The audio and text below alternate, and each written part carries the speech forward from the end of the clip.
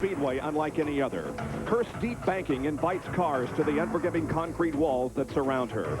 She has accepted the challenge of the best, but only twice could the king raise his specter over her. Richard Petty remembers how NASCAR Winston Cup racing used to be, when the driver was called upon to do more than just steer the car around the tri-oval. We all remember the drivers who lived with Interstate and established a group led by Bobby Allison called the Alabama Gang. Now a new generation of drivers and owners seek a spot in the history books, and for some a chance to rise to the level of the original members.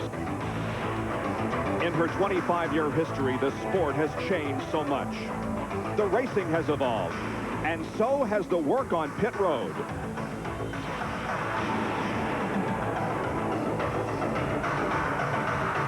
The ballet of yesterday has been changed into a science which pushes crews to the edge of excellence.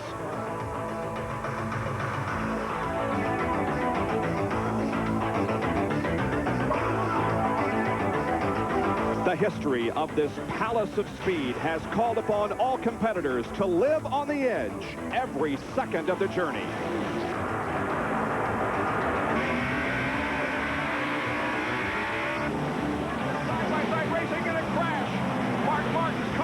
Off the ground, but does not go over. They come through the tri-oval. Checkered is waving. Ernie Irvin wins, and Rusty spins and gets airborne. So much has changed in the past quarter of a century, yet one thing has remained the same.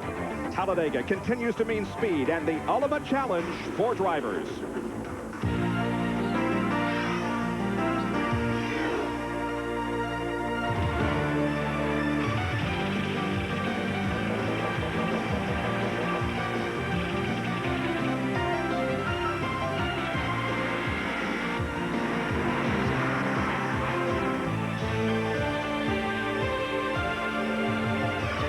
ESPN, the world's leader in motorsports coverage, welcomes you live to Talladega Superspeedway in Alabama for the Winston Select 500. It is mostly cloudy here in Alabama today. It has rained overnight. Temperatures in the 70s, and the chance of rain will lessen as the day goes along. The first half of the Winston Cup short track season is over, and as a result, Ernie Irvin is back on top of the point standings by 25 over Dale Earnhardt. Mark Martin, Rusty Wallace, and Ken Schrader complete the top five. In the second five, you find Terry Labonte, who won one of the short track races, and Sterling Marlin, the Daytona 500 winner, who is going for the Winston Million in 1994. Hi, everyone. I'm Bob Jenkins here at the International Motorsports Hall of Fame located on the grounds of Talladega Superspeedway. Among some of the famous cars that have raced here in the past 25 years. Cars driven by racing legends who have tested their skills on this 2.6-mile facility. But the cars and the drivers have been replaced by a new generation. Drivers who will continue the tradition established by those including members of the famous Alabama Gang. And one such driver is on the pole for today's Winston Select 500. Here's Dr. Jerry Punch. Thank you, Bob, and hello, everyone. While there isn't an original member of the Alabama Gang in today's field, there just may be an adopted one. You see, on Friday in qualifying, this partisan Alabama crowd by far gave the greatest ovation to this car, number 28, and its current driver, Ernie Irvin. You see, they remember the exploits of this car, number 28, and previous driver, the late Davey Allison. They also remember last year's final lap, and Ernie Irvin in a different car going to victory lane. And Ernie, those memories and that ovation had to be very special for you. They are. They're for the whole race team. You know, these guys have went through a lot, and I just hope I could take them to victory lane here at Talladega like I did last year, and we can all celebrate together. Given the competitive feel, what do we expect to see today? It's going to be a tough race. You know, there's going to be a lot of cars running real competitive, Loy, and just all the guys that always run good on restricted plate stuff. So I look for a nice close finish. Ernie Irvin sets to lead him down. If you've never seen a race at this massive facility, prepare to enjoy the Talladega experience. And now some of the legends themselves will give the command. And now, ladies and gentlemen, for the most famous words in motorsports, please welcome back Mr. Anthony Bruno and friends. Gentlemen, start your engines!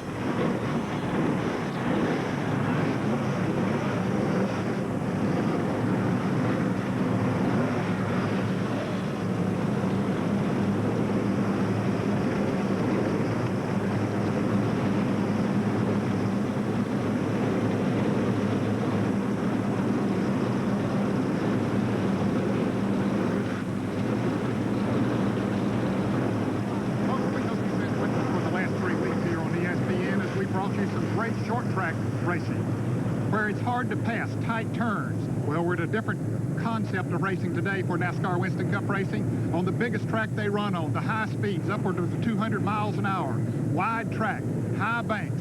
If you have the car and the horsepower and maybe some help from a drafting partner, you can pass on this racetrack. There have been a lot of first-time winners in NASCAR Winston Cup racing that have come on this racetrack.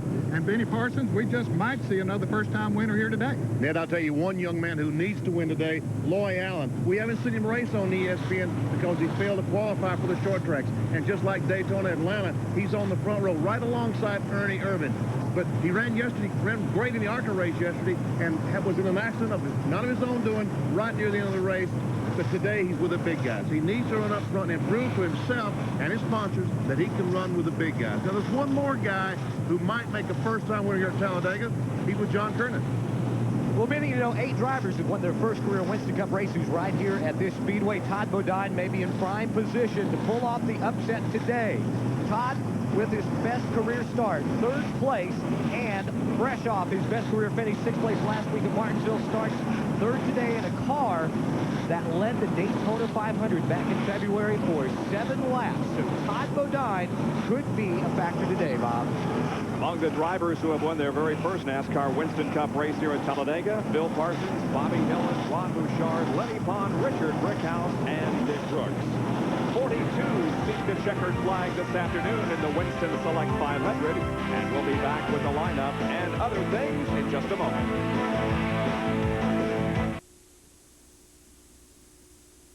Speed World is being brought to you by Allied Signals Auto Light Spark Plugs, guaranteed for 2 years, no matter how far you go.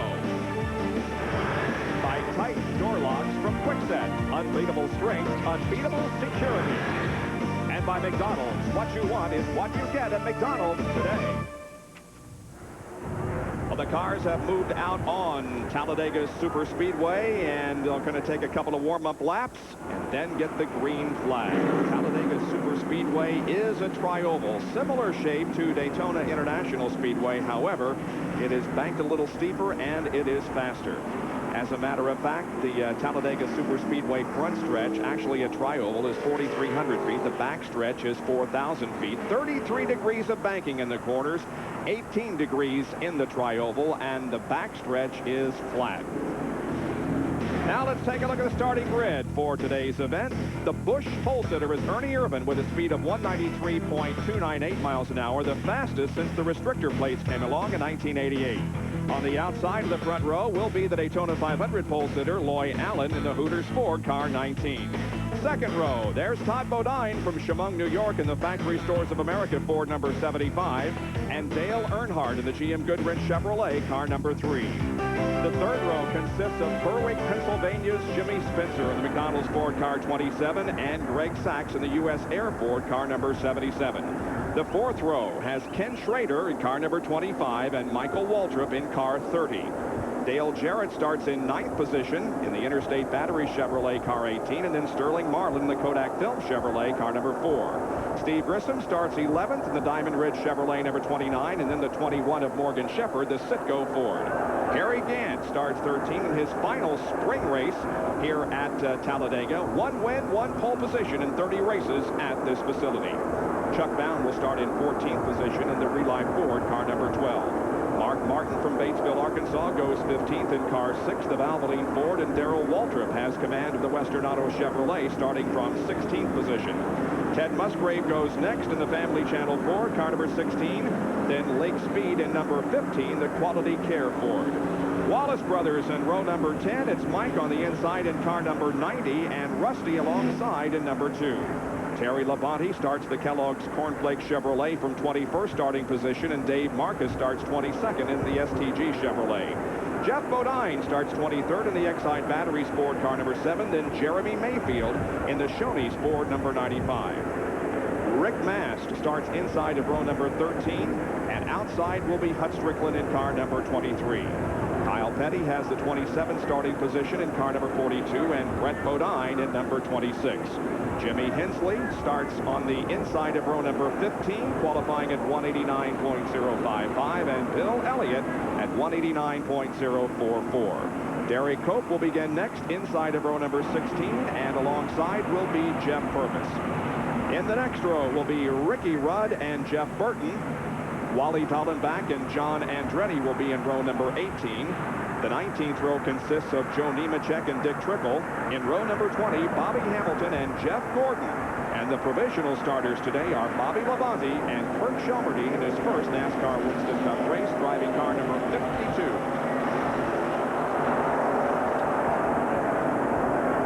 And those who didn't make the race and are flipping burgers today include Richie Petty, Rich Bickle, Jimmy Horton, Jim Sauter, Ward Burton, Ronnie Sanders, and Del McCowart. All those were here, failed to qualify fast enough to make the show.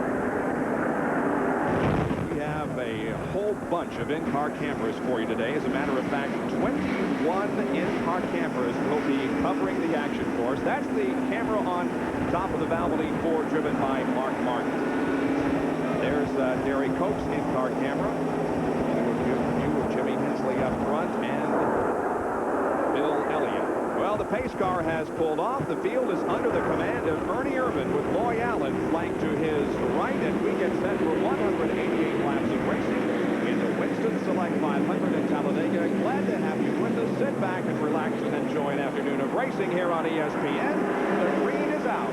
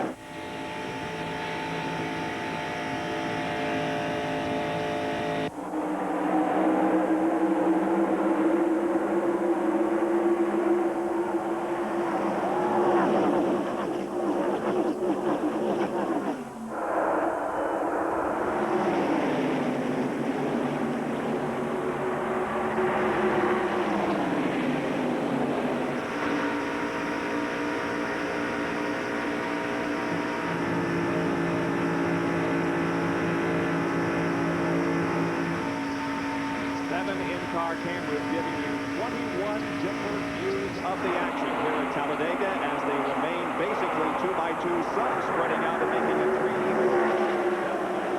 Here's the biggest pack of cars. Terry Gant and Ted Musgrave down on the inside along with Red Bodine. I want to get back. Here's the 3 abreast up front here at Todd Bodine in the middle. Jimmy Spencer goes around him. Maybe second. He's side by side with Loy Allen.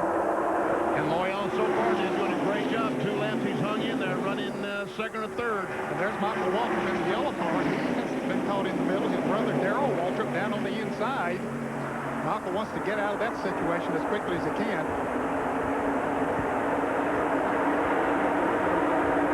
Waltrip remains in the middle as Dale Terrace to the inside and Morgan Shepherd to the outside. Up front it is still Ernie Irvan showing the way with a great battle between Spencer and Loy Allen for second. And Darrell Waltrip continues to move up on the inside of the racetrack. Well, he got an opportunity to go and make 3 abreast, moving around Kim Schrader. Darrell started 16th. He is definitely on the way forward.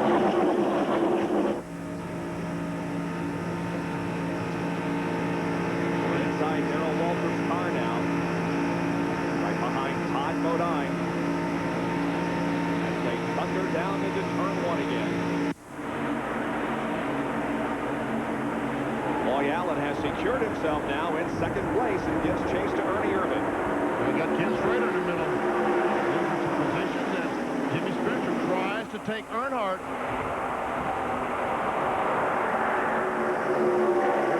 We saw him move out down low, gets back up 2 abreast. Folks, it's not unusual to see them run 2 abreast here for a long period of time. Earnhardt, is that Earnhardt on the outside of Loy Allen? Yes, it is. Trying to take over second position, and he will do so. Coming through the trioval and heading for the start-finish line again. It's Earnhardt in second, and Jimmy Spencer is down on the inside of the racetrack trying to take third from Loy Allen, but Craig Sachs is going to do so as they go into third. Boy, Loy Allen's got himself in a bad position. He's in the middle. Dale Jarrett goes by on the outside. Here comes Darrell Waltrip down on the inside. And here comes Earnhardt for the lead. Here below us in the trioval. Earnhardt sneaks below. Ernie Irvan races wheel to wheel with him toward turn number 3. Now it's alongside of Sachs for second. Look what that draft did when Greg Sachs pulled in behind Ernie Irvan, and away they went from Earnhardt. And Spencer, not content to follow Earnhardt, wanted to go by him. The outside groove might be the best place to be, and it's because they can keep these restrictor plate engines revved up better out there on the outside. They get pinched down a little bit on the inside. Earnhardt moves up in front of Morgan Shepherd, leaves Jimmy Spencer hung out to dry along with Darrell Waltrip on the inside. Looking back from Morgan Shepherd's car. Jimmy Spencer on the right. Alongside Spencer down the backstretch. There's the whole field, folks. You see them all right there in the backstretch. Jeff Gordon, who started back in 40th position, is in the middle of the field already. Moving up. He said his car just simply wouldn't qualify, but he felt it would race good. He certainly looked like he knew what he was talking about. Yes, he could follow. Couldn't push very well, but he could follow well. You see all the cars going by the 90 car. Mike Wallace, the Heilig Myers. Furniture car. See Hut Strickland up on the outside.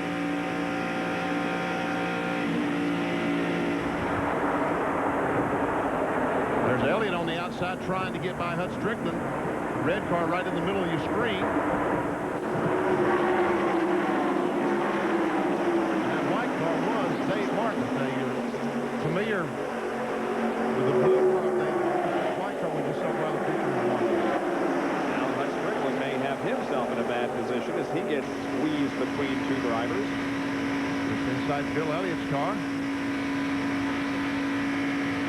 This is not turning off the steering wheel a great deal. They work hard to make these cars go through the corner where there's very little steering, because they feel like when they turn the steering wheel, they're slowing down.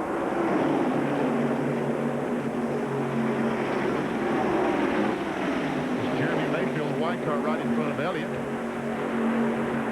Ernie Irvan continues to lead up front while we watch the action here in the middle of the pack.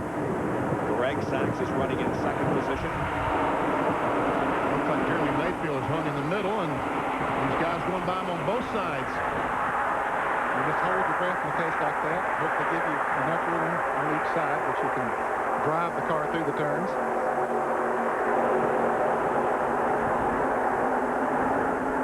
There is the up front pack being led by Ernie Irvan. Sachs is in second position. Sterling Marlin is third. Then Dale Earnhardt running in fourth position. Todd Bodine is fifth. And then Jimmy Spencer. 7 of 188 laps are complete here at the Winston Select 500. The second 5, Shepherd, Spencer, Lake Speed, Dale Jarrett, and Chuck Bound. We'll be back with more of our live coverage from Talladega Superspeedway in Alabama after these messages.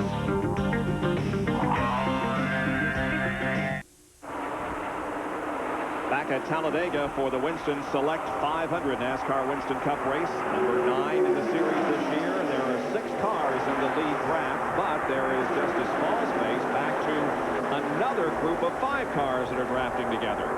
And they're being very disciplined at this time. They're trying to pull away. This group of 5 behind them there is trying to catch up. This group behind them has been racing a lot of side-by-side racing out there. That's one reason they're dropping back.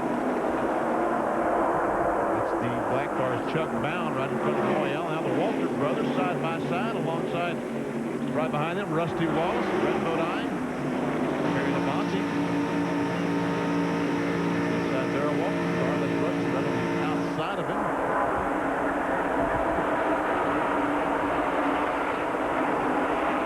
Brett Bodine takes this weekend. He's lost 3 engines. It spun yesterday afternoon early on in the last practice. Qualify yesterday, finally got the job done, but there was a lot of anxious moments in the Kenny Burns garage area yesterday. Jeff Gordon, boy, he is moving up nicely. Started 40th on lap 1. He was 4th. The progression continued. Fell back to to 37th, but now has moved up to 20th position. Jeff Gordon, car 24.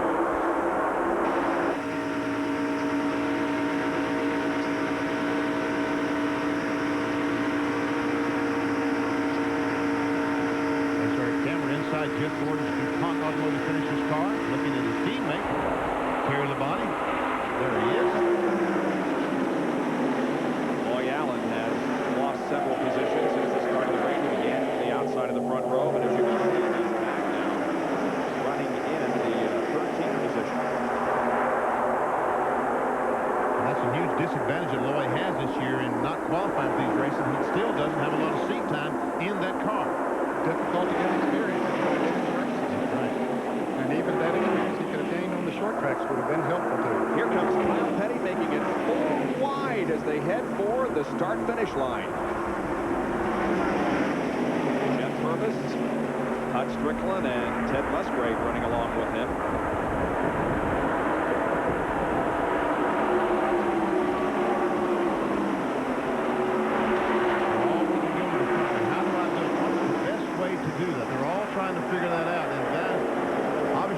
Good way. They wanted to figure out who's my best drafting partner. They teamed up with different ones yesterday, mostly by luck, whoever was out on the track, whoever they could get going off the pit road, and say, hey, we drafted pretty good together. Where is he?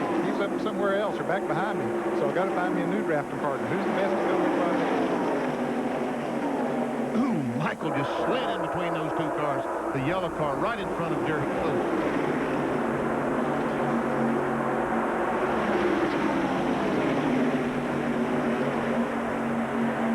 These guys are trying to get in line. Some of them are trying to get in line anyway. There are 4 groups of cars. You're watching the one running toward the back of the pack. And the 2 groups up front are about to merge. Here comes Ricky Rudd looking to the inside of Brett O'Brien and Lonnie on the back. And Jeff Purvis will go along with him on the bottom. Jeff Purvis, our winner yesterday in the ARCA Food World 500K. Here at the Speedway yesterday afternoon. Ernie Irvin continues to lead. We will keep you informed of what's going on up front while the action is followed here in the back. And there is the interval between that group of cars and the lead draft, which now consists of 5 cars. However, again, there's a group of 4 more that are very close behind Jimmy Spencer. Here they come, as a matter of fact, to catch up. Looks like Morgan Shepherd has brought that group along with him, and they've caught the leaders, and they've left these 2 guys, Lake Speed and Gerald Garrett, behind just a little. These 2 guys... Well, they were right up with them a few laps ago, but they're losing. But there's a group of cars coming up behind them back there that could help them. There we see Jeff Gordon is in that group of cars back there, so Jared and Lake Speed need the help of another car. 2 cars run faster together than 1 car does. 3 cars run faster than 2. And some positions being changed up front. Earnhardt takes over that second spot. That's Spencer following him. Sachs is back to 4th. And challenged by that position from Morgan Shepherd. And Jerry Punch has a report on Ernie Irvin, who has led all the way so far. They can breathe a little bit easier in the Ernie Irvin pit right now, but about an hour and a half ago, they were sweating bullets. When they fired the car up in the garage to go through inspection, the car shut off. They knew they had a wiring problem, but they couldn't find it. They unloaded the backup car out of the truck, took the entire wiring harness, everything out, placed it in this car. They were the last car to get online to start the race, and apparently their work is paying off. Todd Bodine is hung out to dry now on the inside of the track. We're with Mark Martin looking over his left shoulder. You see just how little effort he does put in the steering.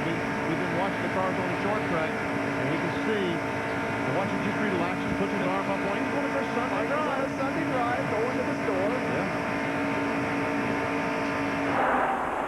And now Earnhardt challenges Irvin for the lead, and Jimmy Spencer will go down to the bottom to see if he can tag along, putting Irvin back to at least 3rd. Greg Sachs is going to fall in behind Irvin, so he goes from 1st to 3rd. Jerry. Ernie Irvin just radioed the crew that I'm getting very loose with these guys behind me, so let's see what they do in front of me. Ernie Irvan has asked for more spoiler to try to tighten the rear of the car down on the first pit stop. Jimmy Spencer now looking to the inside of Dale Earnhardt as he's secured second position. You can almost assure yourself that Earnhardt is going to handle well. Looks like he, Richard Childress, Andy Petrie, car handle as well as any car in the field. And Schrader had a look there inside of Greg Sachs, but decided not to make a move at this time. He falls in behind Sachs. Well, we saw Schrader going backwards there about 10 laps. He drafted hard with Martin. They have come up through there pretty good. Looks like Ernie Irvan might have waved those guys behind him by. He does not want to be at the beginning in the middle of this field. Oh, Jeff Bodine has hit the wall hard someplace. Limping into the pit area, but damage on the right front of that car, extensive damage, and the yellow is out for the first time. Jeff's going to take it behind the wall. He has got some major, major damage. Had a crash at Martinsville last week. You see Ernie Irvan on the inside, just trying to maintain position back to the caution flag.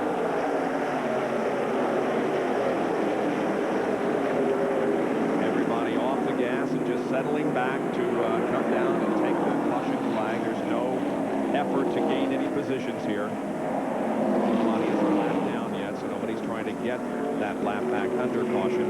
And Dale Earnhardt leads them down very slowly to take the caution flag, and it'll come on lap number 20. This is the 25th race that Dale Earnhardt has led at Talladega in 31 races. What do you think, Ned? They got a pit, don't they? Well, I think for fuel, they've run more than a half of the fuel, or about a half of the fuel stop. So I would think that they need to take this opportunity to get some fuel and maybe to check the tires. I don't think they were concerned about tire wear here today, but it'll give them an opportunity to check them out. And Ernie Irvan probably wants an opportunity to make an adjustment on the start. And you know, if all the cars in front of him don't pit, Irvan will probably pit anyway because he looks like needs to adjust that car. There's Ernie, who led the first few laps of the race before the car got loose on him and he fell back. Look at that spoiler. They'll push that up. Get a little more pressure back there. Let's see if we can determine what happened to Jeff Bodine, the reason for our caution. He's already up against the wall in turns 3 and 4, coming through, and there's a lot of damage to the Exide battery 4. Here's John Kernan.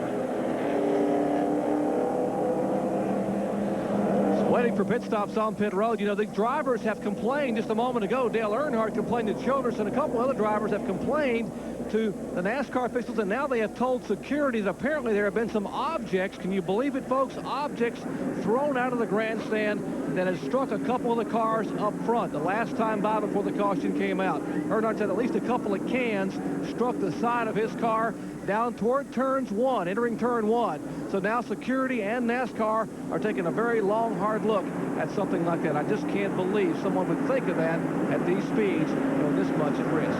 As they come down pit road for the first stop of the day under caution, Dale Earnhardt will be serviced right in front or right behind Ernie Irvan's Avalon Ford Thunderbird. We would expect to see all 4 tires changed.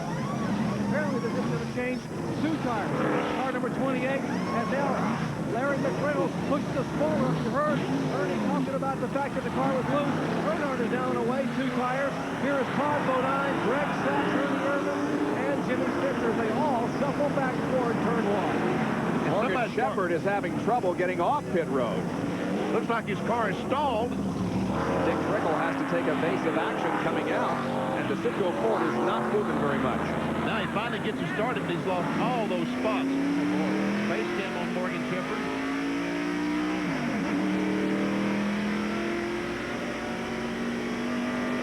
Now Morgan has it moving now, so he'll fall into position, but he lost several when the car just wouldn't get off of pit road.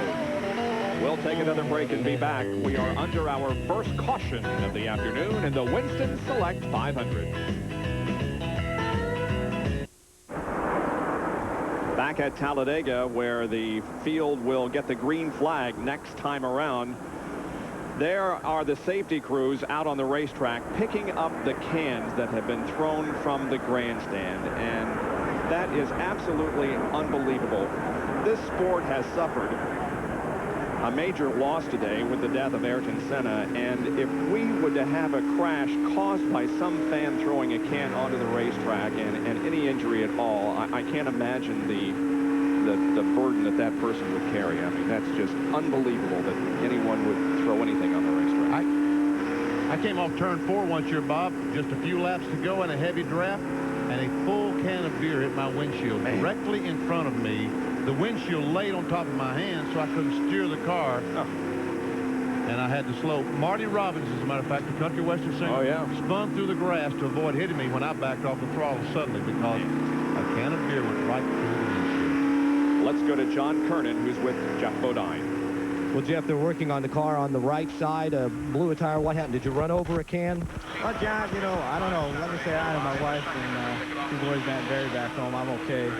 We're working on a car. Might get her back out there. You know, she's a car owner, so I got to tell her that stuff. You know, if I did, you know, there's been some reports of other drivers that people are throwing things out of the racetrack, especially on that back straightaway. You know, I just plead to the race fans, if you're back there, please don't throw anything out. I obviously ran over something. If it was a can or some just debris on the track, I don't know what it was, but you know, I just plead to these race fans, don't throw things on the track. It's really dangerous. It's really a good thing I was up close to the wall, John. We were all running pretty high. If I'd been down lower, I would have really got hurt bad, but I just brushed the wall and I'm okay. But please, fans, don't throw things at us. Well said, Jeff, and Bob, thankfully, he is okay. A person who throws something onto the racetrack in a car is not a race fan. He's a race idiot. Look at the pit summary. Earnhardt stayed where he was. Spencer from 2nd to 4th. Sack stayed where he was. Todd Bodine from 8th to 2nd. And Rusty Wallace made a 3-position move. Once again, that Rusty Wallace pit crew doing a great job, moving him up 3 positions as the field gets the green flag. And look at Todd Bodine push Earnhardt. Boy, it's all over. Trying his best to try to get away from the field as best they can, but unfortunately the field has caught up to them.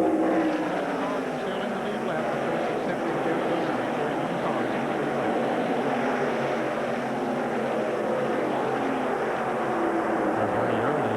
His car is, he might need some help to catch back up to that group. There might be enough draft off that he could catch up. Coming out of the pits, he came out like 24th or something. He would have been either 2nd or 3rd had he not had that problem. Would run a 6th or 4th. There he is running down the inside behind Ted Musgrave. And Jerry Punch has more on that story.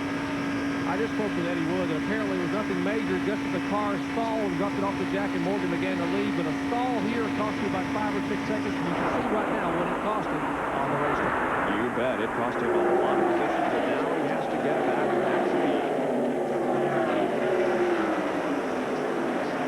He has a good fast race car, but you usually on this racetrack you run the speed of the group that you're running with. See Sachs going by Spencer. Got on the outside of him going in turn 3. Now then, Ernie Irvin's going to try to do the same thing. Todd Bodine with a great run in 2nd position. He's knocking on Earnhardt's door, John Kernan. Yes, he is, Bob, and as we told you at the top of the show, that car led 7 laps at Daytona. He was caught up in a wreck. They had to replace everything from the firewall on up to the nose of the car. So Todd said the car fast as soon as they loaded down the truck. That they've been working on. They had been changing 10 sets of tires a day, but that took too long. They've been concentrating and changing their efforts to 4 tire change practice, and they're getting better and better. Todd says they've gone from the mid-20 to 25 seconds all the way down into the 19s and 18.5s. Now a huge pack of cars form, and they're going 3 abreast, and everybody has a drafting partner, it seems like. Now they go into 2 abreast formation. The guy in the middle of that red car, Dick Trickle, doesn't have one, as Ernie Irvin and Todd Bodine trying to take the lead from Earnhardt. Oh, Ernie said, I don't think so. Look at Spencer come to the inside and take tucked in behind Earnhardt and Irvin where there wasn't a space. Right on with Mark Martin. like to, wouldn't he? But Ernie came down in front of him, so that happened.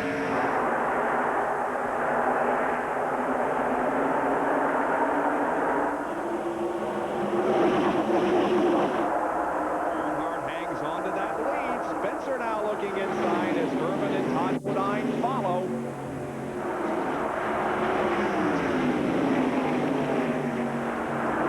And Spencer goes to the front, or tries. Let's see if he can pull it off. What a tough spot. Yeah, he is. If he can pull that off, down there running by himself. He had the strong car. I talked to him at the motel this morning when he said the car was running awfully good. Man, to sit down there by himself and those cars in line up there above him, and he's staying right with them. Sure is. Told me that his car was handling perfectly. He said it's right on the bottom of the racetrack. As we can see, that's where he's running. Dale Jarrett isn't doing a bad job. Look at him drafting with, who is it, Trickle? Trickle, yeah. And so they're down there and they picked up the draft with Spencer. And they might be able to get up there and help Spencer if they can get to him. In the meantime, Spencer has lost 3 or 4 spots. Now those 2 cars have caused Spencer. Let's see if they can go forward. Yesterday morning, Jarrett and Spencer hooked up together out here and ran in the 48-second bracket. As we go in the corner, he goes a shorter distance, so Spencer does pull alongside these cars, but looks like they're dropping back on the inside. Yeah, there are 2 groups now. This is the leader. Yeah, the only advantage of running on the inside is the fact that it's shorter right there. Ernie Irvin's had an advantage of that short distance and moving around Dale Earnhardt. But normally the outside route is the better because you can keep the engine wound up better with that. So obviously the adjustment they made on Irvin's car on that pit stop helped because he is back up front. And now the battle for second is between Bodine and Dale Earnhardt. Now, Ernie'd love to see this guy just race side by side from now on. Oh, yeah. He just will be able to pull away. Great shot from Mark Martin's car. There's Jarrett to the left. Everyone has a drafting partner. Let's watch the RPMs and speed. 93. We can see how he does accelerate down the straightaway. He holds that speed constantly. When he goes in the corner now, he will slow down just a little bit as he goes in the corner. 185 is the slowest speed we've seen. 185 to 194. And that's not because he's backing off. He's just scrubbing off that speed into the around the corner. Oh, look up there. Spencer and Bodine touch. And Trickle down to the inside makes it 3 wide with Jarrett and Martin. Ooh, don't like to see that. Especially when your son is right in the middle of it. Get up there on that outside, Dale. There's Sterling Marlin on the very right of your screen. The yellow car, the Kodak Film Chevrolet, the Daytona 500 winner. He's going for a $100,000 bonus today. And, of course, if he can win 3 of the big 4, the 2 remaining races at Charlotte and Darlington, he can win $1 million. And look at Rusty Wallace move up. He's got Schrader right on his back bumper, and Schrader was one of the faster cars earlier. And look at Jeff Gordon up on the outside, going around Terry Labonte.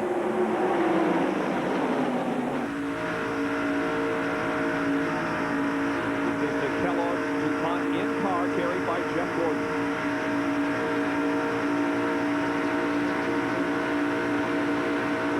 I know, folks, it doesn't appear as these cars are running 195 miles an hour, but they are. And meanwhile, Ernie Irvin is back in 5th spot, and Greg Sachs, the Jasper Engine US Air car, has taken the lead. Here's Morgan Shepherd. He's moving up, fellas, from where he came out of the pits. And there's Wally Dog back here. Boy, this is just hold your breath racing, isn't it? When you're running like this. Oh, it is. For those of you who just joined us, this is not the first or second lap of the race. We're 31 in, and the field is still all bunched together. Greg Sachs is the leader at the moment. Dale Earnhardt and Ernie Irvin behind him, and Sachs apparently did not change tires during that first pit stop, which was under caution. I don't think Todd's about that. We'll be back with more live coverage from Talladega Superspeedway in Alabama.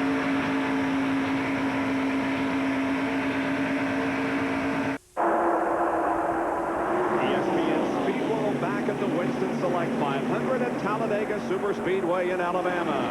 And it is Ernie Irvin, who is back up front with Earnhardt now second. And look at Wally Dallenbach, who has moved to 5th position. Wow. And didn't qualify the first day. They picked up the speed.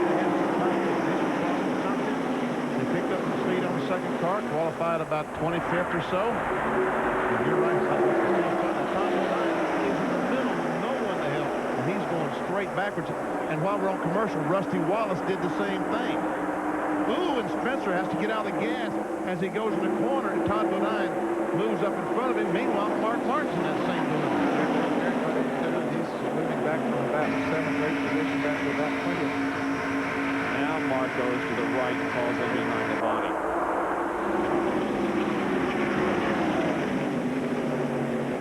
There has to be somebody breaking that air in front of you. Otherwise, you just can't run at this place. Speed is going to have to swap up the position to get left out.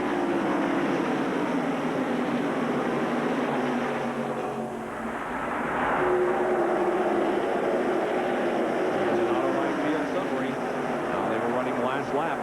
Is that changing every lap, about every half a lap, but that's where they were the last time around.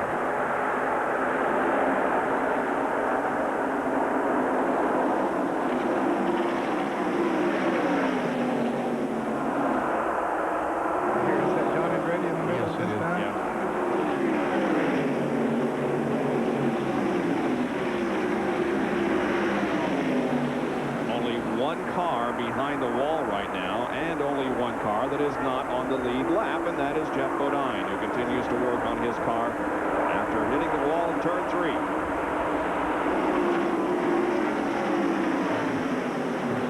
That's Mike Wallace in 90.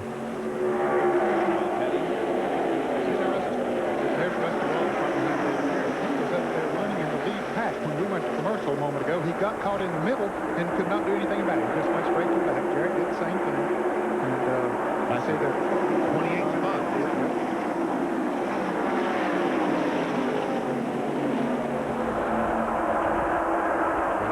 There's Bill Elliott back there.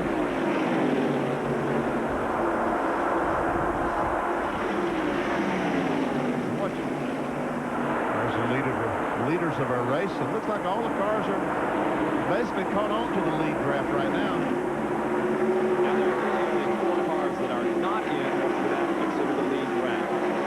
Dick Trickle is now in 4th position after a 3rd-place start. He has quickly moved up to 4th place. Jerry Punch has more on Dick Trickle's run. And Trickle continues to move toward the front, and there's maybe a good reason for it. Richard Schuler's just told me that they loaned Dick Trickle Dale Earnhardt's qualifying engine that he used to qualify with here on Friday. He said, now, that may have been a mistake because Trickle is within 2 cars of passing us up front. So we're glad he's running well, but right now he has the engine at the 3 car used to qualify here on Friday. I saw Terry Elledge, engine guy for Richard Childress, down working on his car and wondered what the deal was. That may come back along the front. Yeah, I understand that. Boy, it's so nice to see some drivers running up front that we haven't seen run up front very much this year, including Trickle and Wally Dallenbach here in this lead draft. I'm impressed with how quickly that the 77 car, D.K. Ulrich, Greg Sachs, they put this team together. This is a brand new team this year. Wally Dallenbach in Richard Petty's car started 35th, has been as low as 36th, currently in 5th position. 35th he started. Huh? Yep. And that is a team that needs a good performance. I was talking about Loy Allen. There's another guy, Dallenbach. His team has been so depressed at the lack of success they have. Waltrip is to the high side of Ken Schrader back to that stretch as Jeff Gordon goes to the low side of Sterling Marlin. And we've got Schrader in the middle. Schrader has a drafted partner with Todd Bodine now, but Todd's going to peel off and go with the 4-car and lead for Kenny by himself. This is out the back of Jeff Gordon's car. Now, skipping Ray Everett in the 22 was Jeff Gordon's car. I saw that camera in the back, and since they started 40th, I said, Ray, what are you going to show us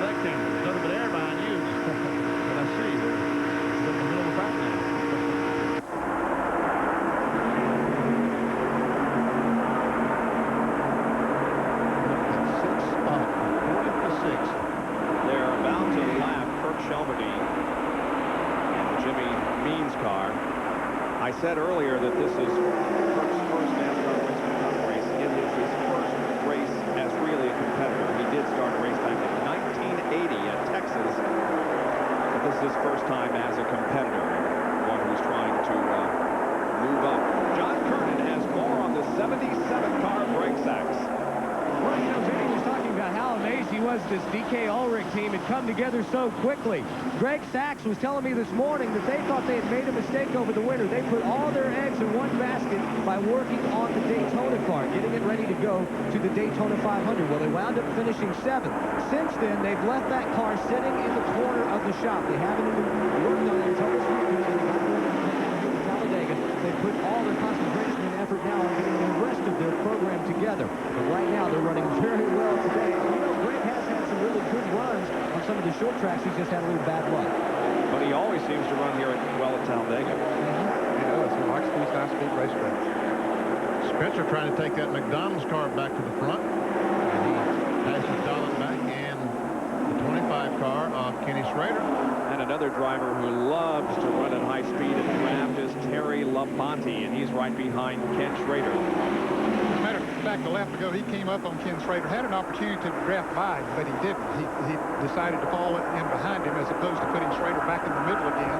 And maybe they can hook up together and do some damage to the other drivers running that way as opposed to There's a certain skill to drafting, and Benny, a lot of people have told me that Terry is among the best. You agree with that? I mean, I think that any of these guys in the top 20 are, I don't see any difference in them, really.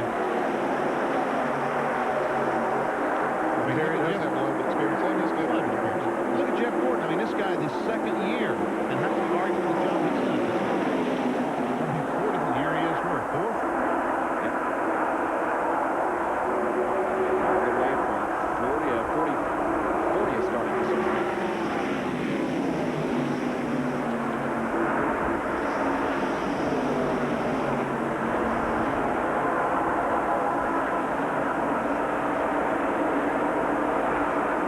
Jeff Gordon said his car would not lead very well. He could follow. We'll see what happens if he should get in front, if it was telling us the truth or not.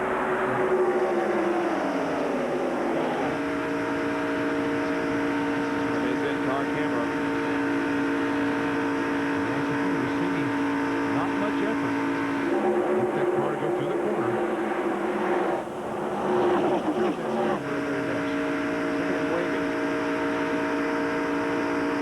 What's this all about? I guess he was probably waving to Spencer to either stay behind or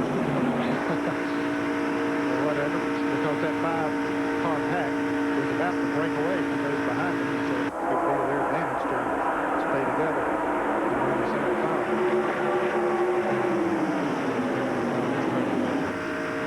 wow. No, he passed him up there where nobody goes. I'll tell you that. 144 laps to go in the 188th lap. Winston Select 500 at Talladega Superspeedway. It's Irvin, Earnhardt, Sachs, Gordon, and Spencer.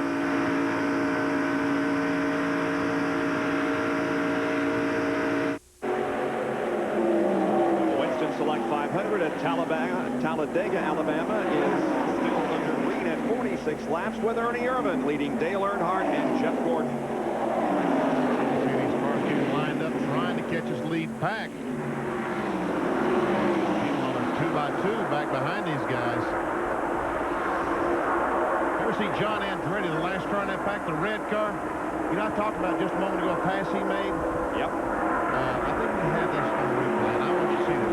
Watch the far right of your screen. There he is. I will roll it, and you will see that he was indeed in no man's land. I mean, man, I thought Derek Cope was high, and he passed him on the outside. Not nothing for nerve, is it? No, he's certainly right up there. John's running 21st at the moment. He started 36th, and that was his lowest, and his highest is 16th. Now he's in the middle between Jarrett and Dave Marcus, and like he's got to the rear of this deal. Yep. Unless he can slide in there behind Bobby Hamilton. Meanwhile, up up front. A change of position as Dale Earnhardt comes off of the second corner and takes the lead from Ernie Irvan. Now, wait a minute. He's trying to take the lead. You don't think he's going to have the lead by the time he gets to turn 3? I don't know. I'm just telling you he's trying. Ernie's kind of by himself. We're talking about the mates. There's a Chevrolet, one Ford, and First Sachs. Oh, there he is. We finally found another Ford back there. And there's a Pontiac. Greg Sachs and Michael Rollins. Just a lap or two ago, those front 3 cars had pulled away from that other pack, but they come right up to him. Yeah, Earnhardt has the lead when he goes by this time. Sterling Marlin will go to the inside of Ken Schrader, and Jeff Gordon will fall in behind him. They pick up the draft, and now Marlin challenges Earnhardt for the lead. Wow! That was impressive. He did it. That was impressive. The 4 car always runs strong here at Talladega. Sterling Marlin is another driver who likes these things. And Jeff Gordon is going to try to take over second from Earnhardt. Just lined up like the start of a race right behind Sterling Marlin. There's the rear shot out of Jeff Gordon's car. Looking back at both of his teammates. We've got all 3 of Rick Hendrick's cars in that one shot. The camera on Gordon's car and Labonte and Schrader right behind. They're running second, fourth, and fifth. The Ford's Todd Bodine has worked his way back up to about 7th on the outside. And Jeff Gordon will try to take the lead from Marlin. Talking about Todd Bodine, Benny, he was about 15th or so, about 7 or 8 laps ago. He's in the 75 car, the factory store from America car on the outside there. That'll move certainly did not work for Gordon. No, it didn't work very well. Now, Ernie has moved back to the high side of the racetrack. Now he's back on the inside. Still my song on the outside. He's trying to find a place where that Ford will run best. Maybe it's getting a little loose with it again. It might be doing that, Ned. Now we see Todd Bodine in fourth and Jeff Gordon in fifth. And of course, those two had a meeting in Daytona. There's 27 cars in this lead pack. 2/3 of the field.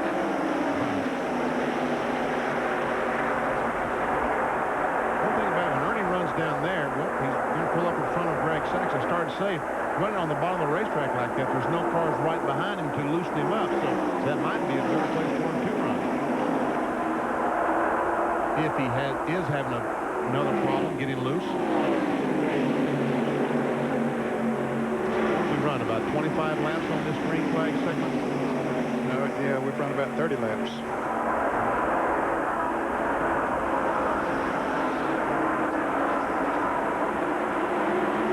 Look at this. We're at 186 mile-an-hour pace, and the race record is, and we're at a pace of 173.9. 186 was not a caution flag during that race. As Earnhardt's going for the lead.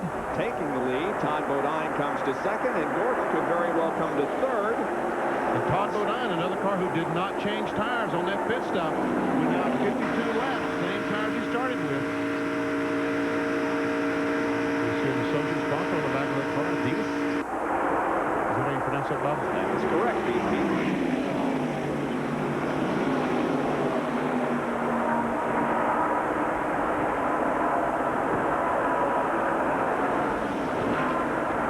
Behind Earnhardt, they're lined up for about 12 cars. As I said, they all started getting too abreast. Ernie and Marlin. Ernie's going to make it 3 abreast. We got him a run going in there. And made the pass. And Sterling needs to quickly move down behind Ernie before Greg Sachs can get on the inside and make him 3 abreast. We've seen what that will do. It moves back up to third.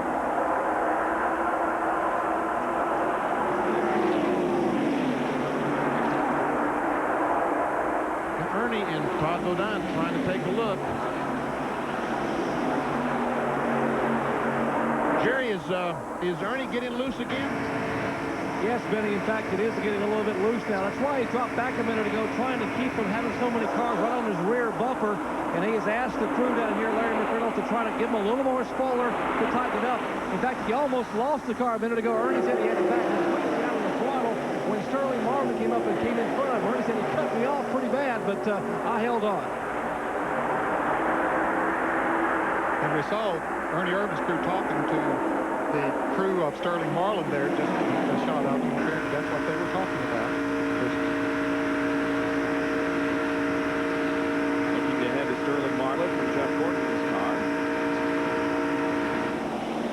For the lead, Todd Bodine. How about that? Factory Stores of America takes the lead. Irvin goes to second. Here comes Sterling Marlin to pass Earnhardt for third. Didn't quite make it. I don't think Sterling made it. He's by himself, so probably will. Trouble. Yep.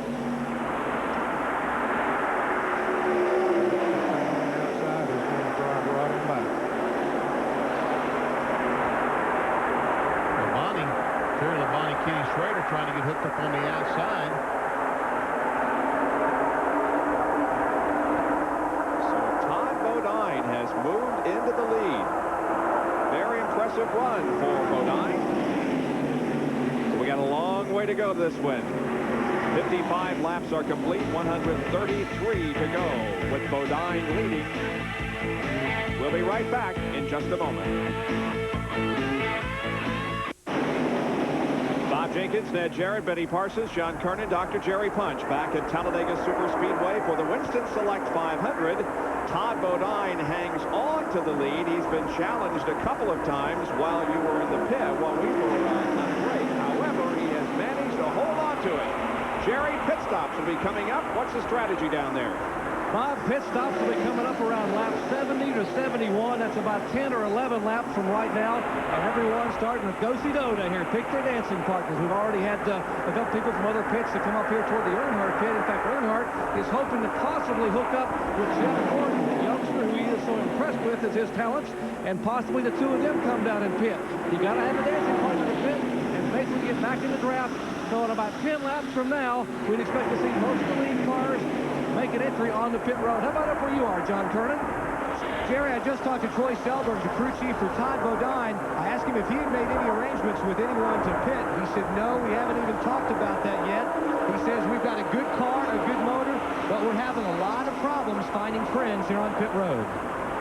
So you got to have a drafting partner on the track, and you got to have one to make a pit stop also. Now, Ernie Irvin got hung out to dry a half a lap ago, and now Jeff Gordon is. Down and hung out. He was hung on in the middle of the racetrack, and that's the worst place you can be, and it gets back in line now. You see Irvin back there in about 10th, 12th spot. And thank God for Mark Martin. He'd be further back. Mark let him in coming off the second corner.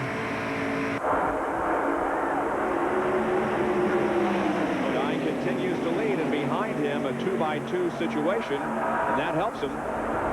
Marlin and Earnhardt. Now here comes Sterling to the inside. Hey, look at Michael Walsh is up there. Coming with Sterling Marlin. Sterling Marlin has a fast race car.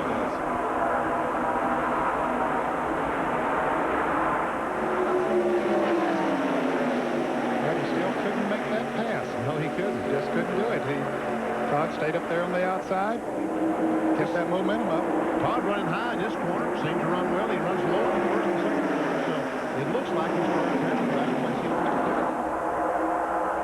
There are 40 cars on the lead lap and 29 in the lead draft as we approach lap number 61. So there's Sachs back in third place. I thought he was hung out to dry about 10 laps ago. He has a fast race car, too.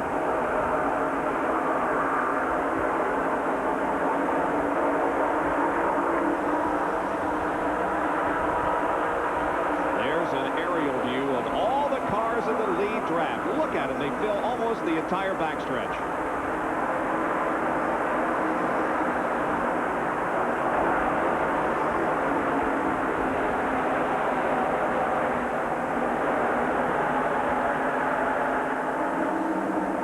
Earnhardt grabs the lead away from Todd Bodine as they come off of corner number 4 and into the tri-oval. And immediately slid right up in front of him. I believe that's a draft of about 30 cars. doesn't take long to lose or gain when you're in or out of the draft. Michael Waltrip started 8th. Look, he was back to 20th on the 30th lap, but he has now moved back up into 5th position. And he's losing spots quicker. He's now back to 7th or 8th, hung on the inside.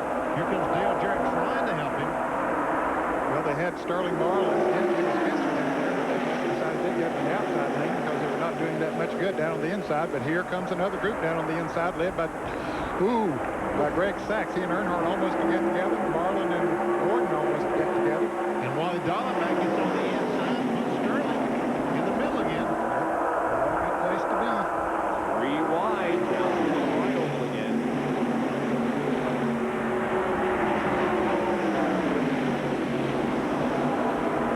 Well, it looks like we're set up for some green flag pit stops. We've only had 1 caution so far today. That was for a crash involving Jeff Bodine. He's okay. What we could have, though, in the next few laps, green flag pit stops. We want to go back and cover those, so we'll take another break and be right back for more live coverage from Talladega on the Winston Select 500.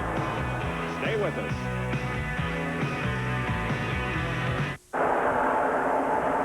We're back at Talladega, and a warm welcome to the MCI Proof Positive Blimp, and its crew today being led by Captain Matt Elkins of Dallas, Texas, with the aerial shots of, again, a change of leader as Todd Bodine got caught out of the draft and went from first back to, what, about 5th or so? It is now Jeff Gordon battling with Dale Earnhardt, and again, the Hendrick cars are right up there, 1st, 3rd, and 4th.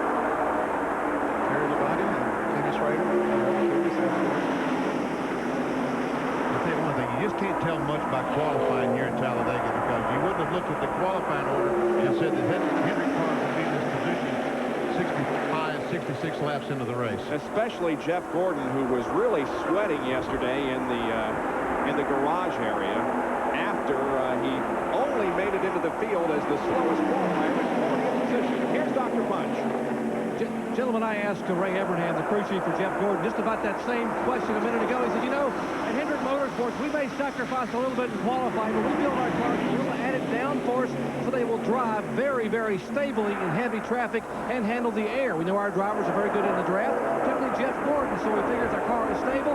If we can get in the field, which they fairly did here at Talladega, the car will come to the front and hurry to drive anywhere. He hit the nail on the head with that prediction, that's for sure. Now Marlin goes in behind Michael Waltrip, and Ernie Irvin will go down there along with Jarrett and others.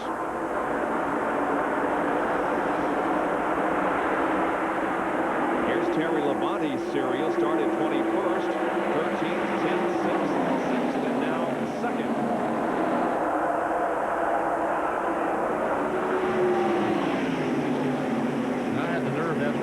Last night, what was wrong with his car?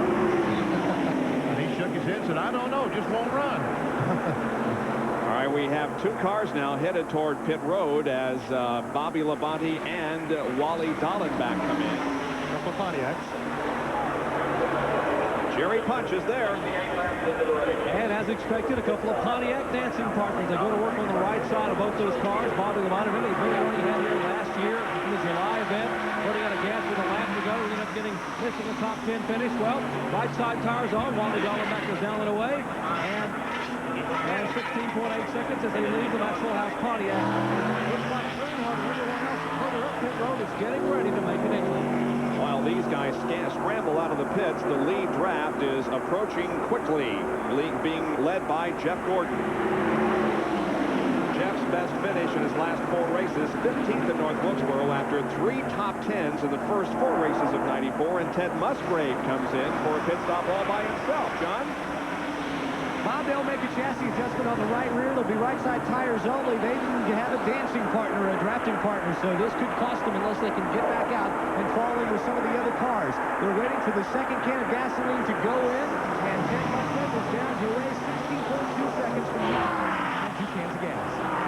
And the Channel 4 goes back in competition. And again, the lead number 4. Dale Earnhardt and Jeff Gordon appear to be pitting together.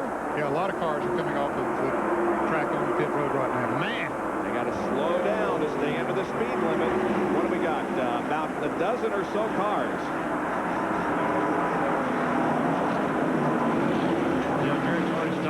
Jeff Burvis. Earnhardt comes to a stop. Michael Waltrip, Gary Tyson.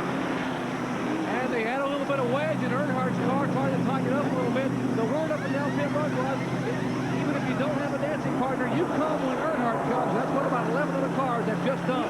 Earnhardt down and away, right side tires, 2 rounds of wedge. He is headed back for turn 1. Behind him is Mark Martin and Michael Waltrip. And Morgan Shepherd is also out. There's a tire on pit road, but they are able to miss it. Dale Jarrett goes around it. Everyone looks like right side tires down towards our end of pit road.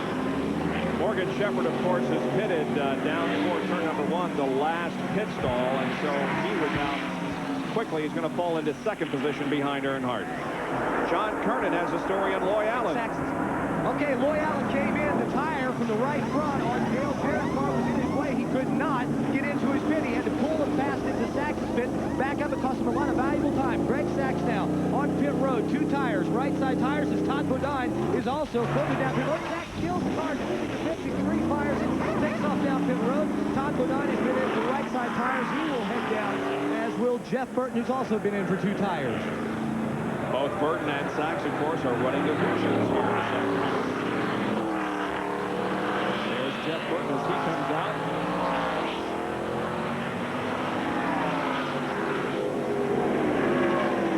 And this is the lead draft as Michael Waltrip is now the leader. Well, no, Michael made a pit stop. Ernie Irvan is the leader. Okay. Michael just got back in the lead lap. Ernie Irvan has not pitted yet. So a bunch of those cars are lap down. Those that have pitted. Ernie Irvan will be coming in before too long, we assume.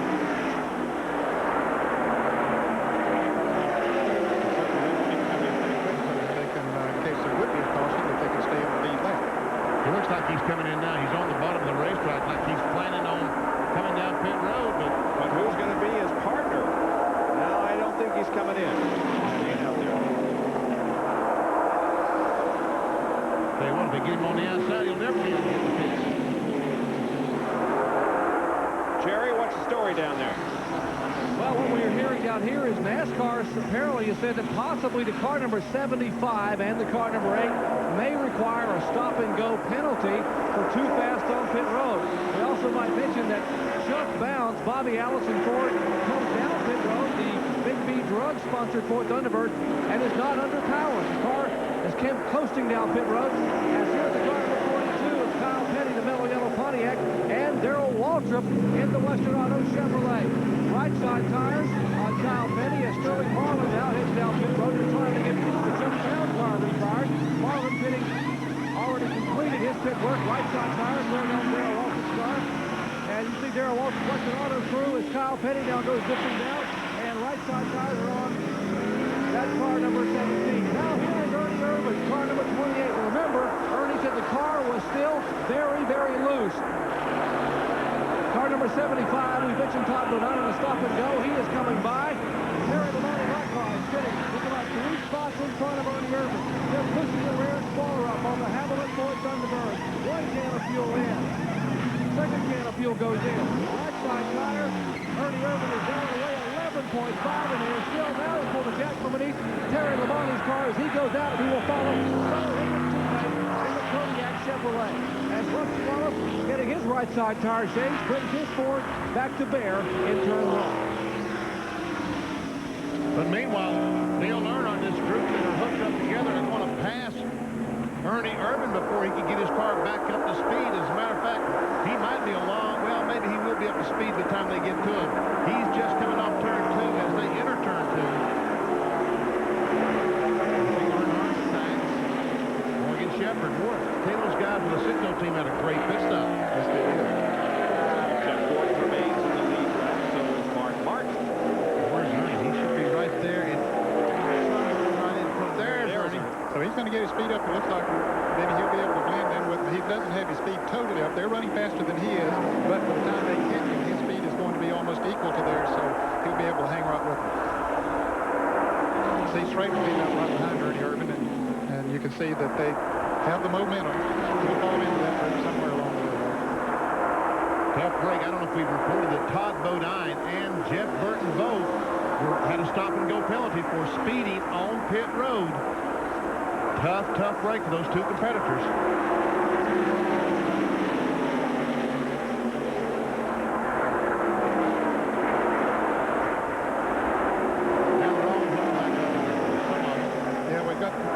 Big group that we had up front have been separated. Now we see this group of cars up front. There are 3, 6, 8 in that group, and then about 3 seconds behind them is another big group of cars that has about a dozen or so. All right, let's run through the top 10 for you here, since we have had the pit stops and positions have changed. The leader is Irvin, Earnhardt, Greg Sachs, Morgan Shepherd, Jeff Gordon, Kenny Schrader, Mark Martin, Ricky Rudd, and who's that? Is that Jeremy Mayfield? He must be a lap down. On the table of leaders. I think it is, but he's a lap down. And then it's Terry Labonte, Wally Dallenbach, Sterling Marlin, Michael Wilson, the next car.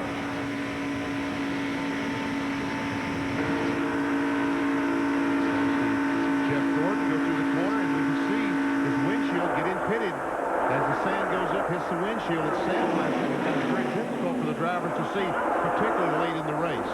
But your eyes do adjust to some degree as you go along. It's not like when we see it there, say, man, how does he see? But his eyes have adjusted to some degree. It happens so gradual that the drivers do adjust, as Ned said. Side-by-side racing here between Ken Schrader and Morgan Shepherd.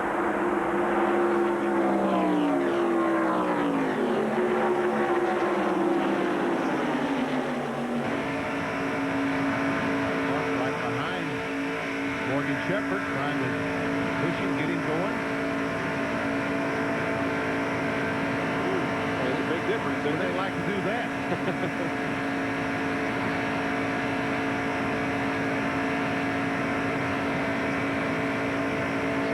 77 laps completed here at Talladega. And it's Ernie Irvin, Dale Earnhardt, Greg Sachs, Jeff Gordon, and Morgan Shepherd, the top 5 after 77 laps. This lithograph and many other items will be available to you following today's Winston Select 500 from Talladega. NASCAR Shop Talk here on ESPN with our special guest, Jeff Gordon, driver of the DuPont Chevrolet. Hope you can join us. Jeff doing a fine job on the racetrack. He's in 4th position right now. Riding along right beside him. Another Cranfield summary.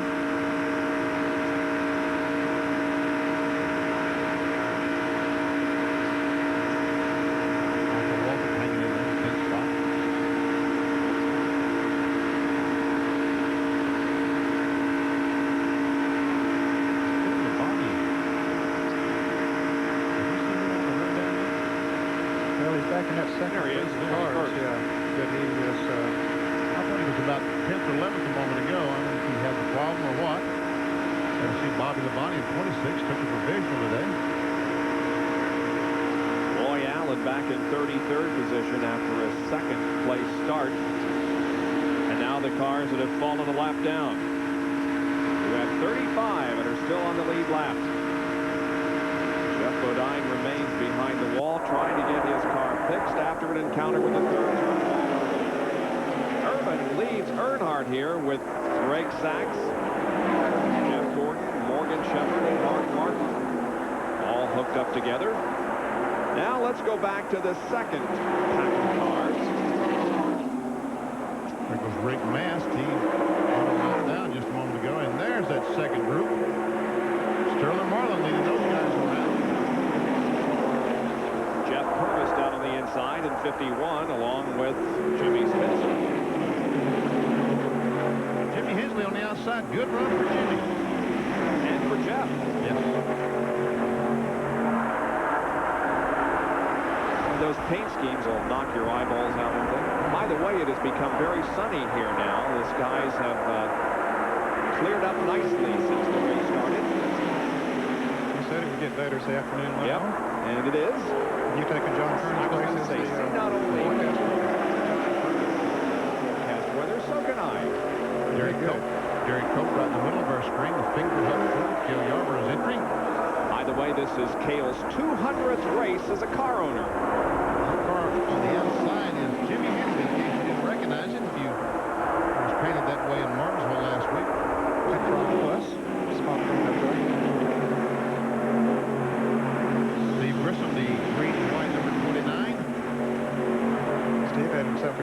qualifying run. Started 11th here today. Did the governor proclaim it Steve Bristleton, Alabama? Gadsden, Alabama. Not too far from here. Started 11th. It's been his highest position. He's currently running in 20th. Back up front is still Irvin leading. The battle is for third position. Jeff Gordon, Morgan Shepherd has got on the outside of Greg Sachs. Sachs was third the last time we saw him. Now he's fifth, going for sixth. And it could be more than that. Martin's making it eighth.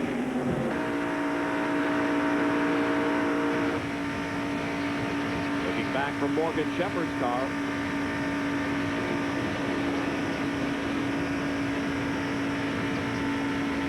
They got that 21 car full of fuel. Well, he made an awfully fast pit stop. Those brothers are awfully good at that.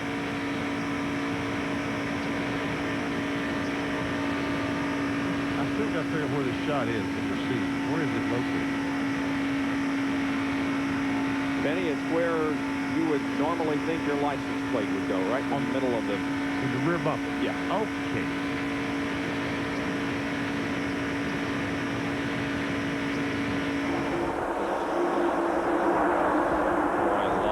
Traffic here. Dave Marcus is in the middle of that pack. Man. It's John Andretti in the middle of that particular group of cars, along with Dahlin back in speed. John's doing okay, though. He's being shown in 50, 14, 50 down 3 wide as Derek Cope goes inside. Dave Martin decides to go with Cope.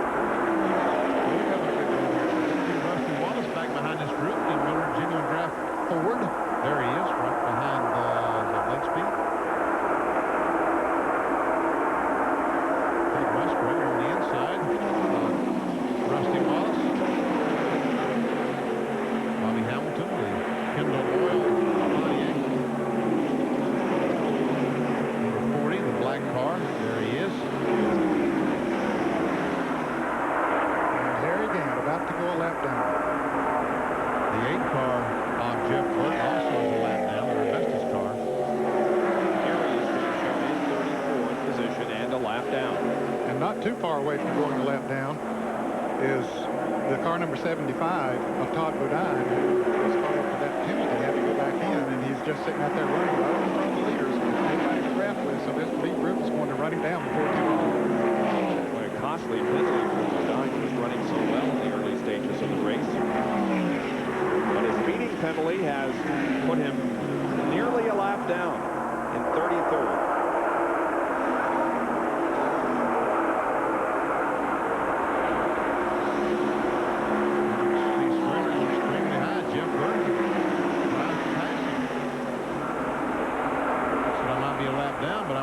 You guys anyway.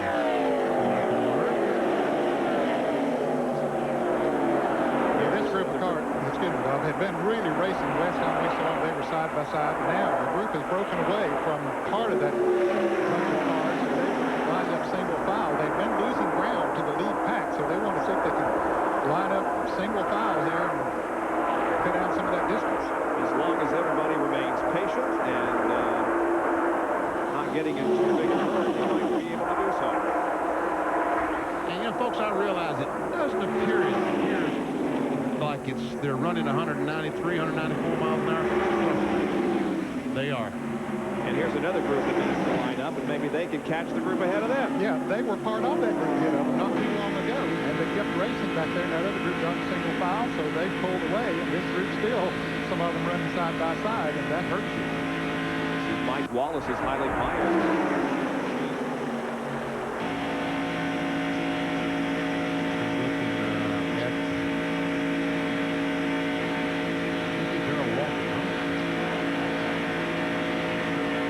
Bobby Hamilton. I think it's Walter.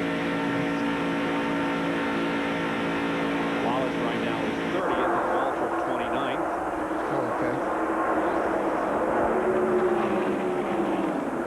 And Todd Bodine has went a lap down. And Earnhardt is trying to get by Ernie Irvin. And here's Jeff Gordon going to try to help Earnhardt. 193.4. That is faster than he qualified, but that's not uncommon. And Todd Bodine is going to try to, would like to hook on with Ernie Irvin and let these two guys get away from, let Irvin get the lead back, and maybe Ernie would give him a break if it goes.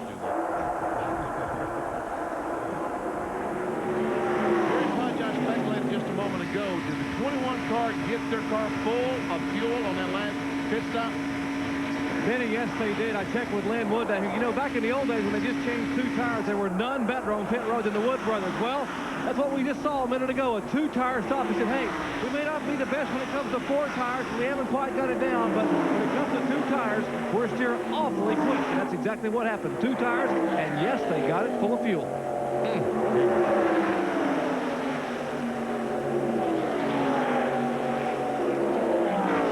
Continues to lead. He's now led 51 of the first 89 laps.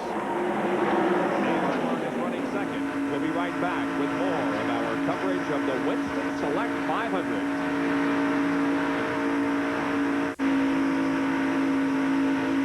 Back at Talladega, we are riding with Morgan Shepherd, who is running in 5th position in the Winston Select 500.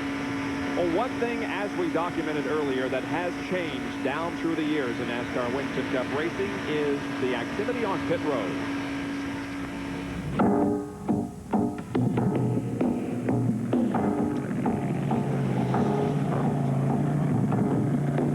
This is the Wood brothers back in 1971. Delano Wood jacking their car up.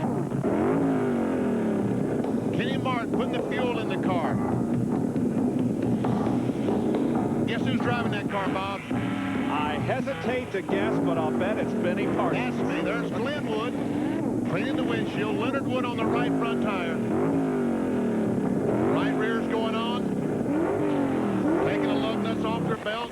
They didn't glue them on back then. They had to start them. And watch as Leonard Wood goes around the car. I almost run over him. Watch this. And he's keeping those revs up. Oh! How long did it take back then? That's probably 20 seconds. And where was that? Do you know? That was in Daytona. In Daytona? 1971. Where's Donnie. I don't know if they won that race or not. Donnie was the driver of the car then. He was in Ontario or someplace for an IndyCar race. Yep. And I drove the car to that pit stop. And here's more from Jerry Punch. Now, Benny Parsons, I asked Leonard Wood about that stop. He said, you know, as quiet and as mellow and as laid back as Benny Parsons is, you know, on the racetrack, he was so composed in the car. But when you put him on pit road and raise the jack and then drop that jack, the man became a raving maniac. He said, he almost took my legs off in that pit stop. If you watch that, Doc, he was a wild man in the pit. I used to think, I used to pride myself on going when they said go. Well, that's what you're supposed to do. We see Mark Clark pull up right behind Morgan Shepherd.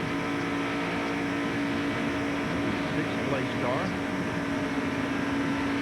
We just passed the halfway mark of this race. We now enter phase number 2. And it's been a very safe race to this point with the average speed up to 180.352. And the last lap by leader Ernie Irvin turned at 191.7.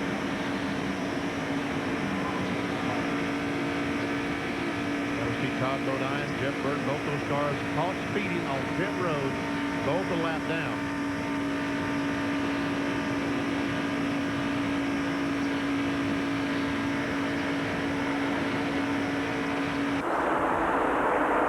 And once again, the lead running pretty much single file. They are now, Bob, but a little while ago. There. And the second group of cars were catching them at the rate of about 3/4 of a second a lap. Now that has stabilized. In fact, this crowd might be pulling away just a little bit, but they've been singled out. 10 cars in the lead draft. Then 3 running by themselves. And then the second group. It has about 8 cars in it. And some very good race cars in that group of cars. Sterling Mars, the Daytona 500 winner. Michael Waltrip. Jimmy Spencer. Dale Jarrett. Barrett, Lake Speed, John Andretti, Jeff Purvis, and Hoover Bonham. I was watching the leaders. Yeah, Terry Labonte is in that group, yes.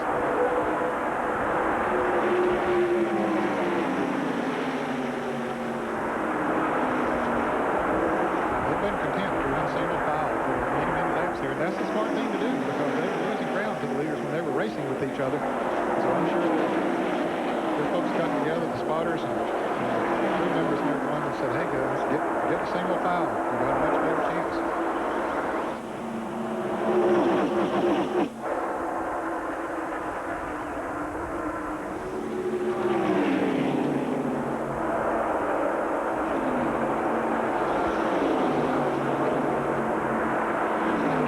Jerry Punch has a report from pit road on the 28 and 75.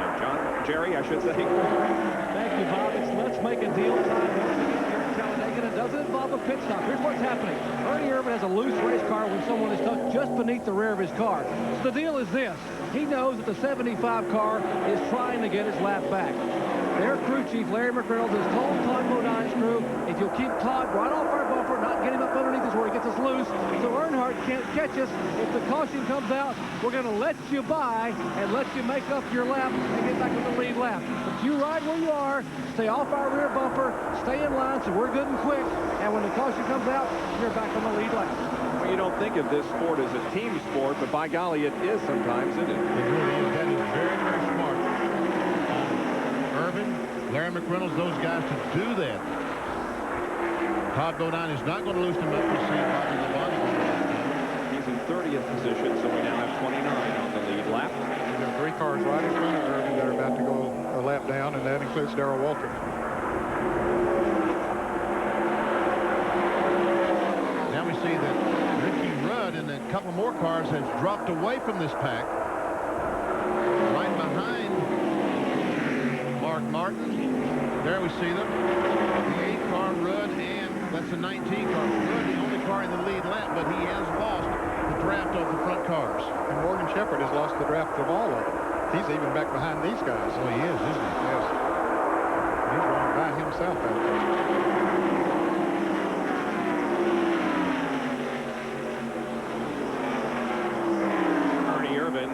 Approaching now cars to put them a lap down. There goes Chuck Bound. Next we'll meet Mike Wallace and Darrell Waltrip.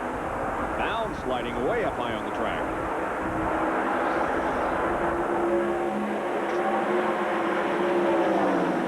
And the 95 car of Jeremy Mayfield is being flagged because of loose hood flaps.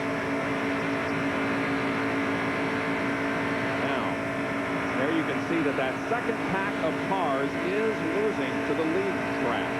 Yeah, they were up there about 11 seconds. They cut it down to that 9.5 that we see. In fact, a little bit less than that one time. And then you can see that they're pulling away once this group up here started running single file. You can see how Todd Bodine is staying right behind Ernie Irvan. He thinks he's got a buddy. You get a caution flag. 87 laps to go here at Talladega. Ernie Irvan has led 62 of the circuit so far. 28 cars are on the lead lap. Average speed 181.055. We'll be right back. Well, we have had a major crash here at Talladega right in front of us, and the car that gave us the biggest scare was Mark Martin, and we can only breathe a sigh of relief to see him get out of that thing because he was without brakes and went a long way, hit 2 guardrails in the process, and finally came to rest against another guardrail and a catch fence. Others involved include Todd Bodine, Jeff Burton there in the number 8 car. Boy, let's take a look at what happened. Here we see Todd Bodine. He's going to be involved. Now, Jeff Gordon comes down. They're going to get 3 abreast, and Todd Bodine doesn't know that. He gets touched by the 77 car of Sachs. He goes down, hits the 24 car. Sachs, the 8 car, spins, and look at all these cars behind. They got no place to go. Watch Mark Martin. He's hit someone. He has no brakes. It's the inside retaining wall, and then he goes out of the picture, but he goes through another. We'll see it here.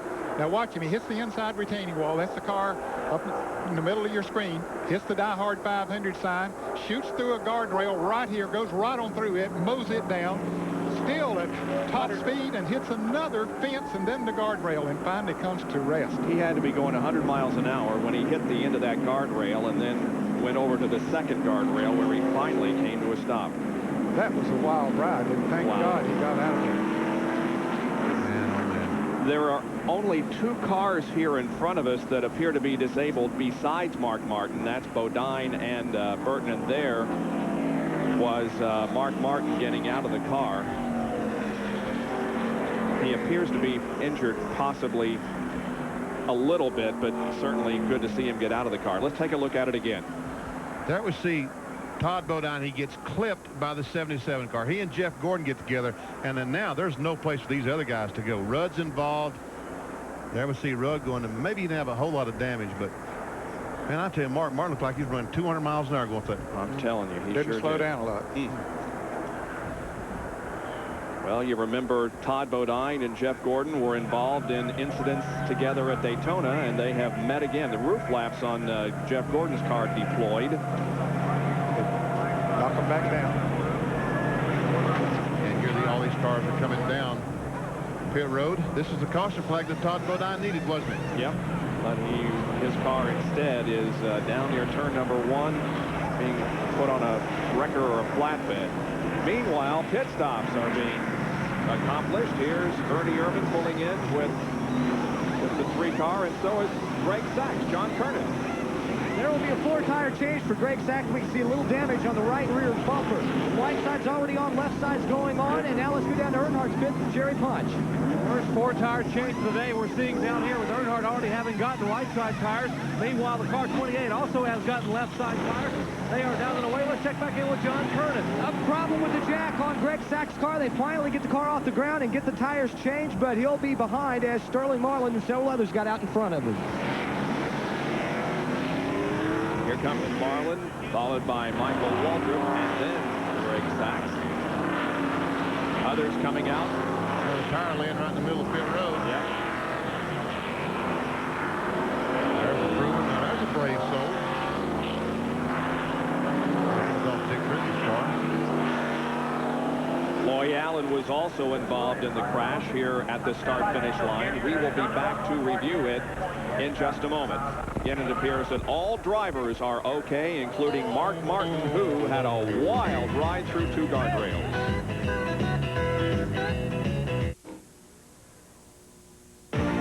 ESPN Speed World is being brought to you by Goodyear, #1 in tires. And by Ford and your Ford dealer. Have you driven a Ford lately?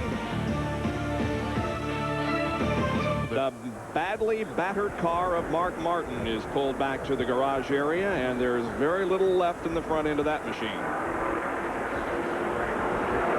There are the cars involved in the crash. Todd Bodine, and also Loy Allen, Jeff Gordon, and Jeff Burton. And that's where his car, Mark Martin's, came to rest. And you see, they're trying to put back up a chain link fence. Is that a brand name, or is that the type of fence? I'm not sure, but they're trying. He just ripped that baby down. He sure did. We'll show you again what happened in real time so you can get some idea of how fast Mark Martin was going when he went through one guardrail and came to rest against another.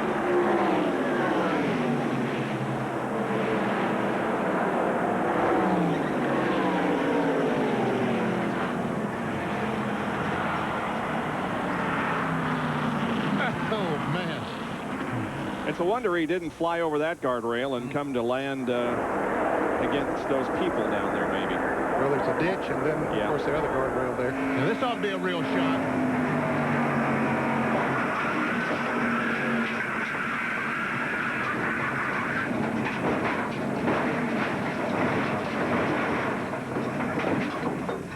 How did that camera live through all that? Now, look.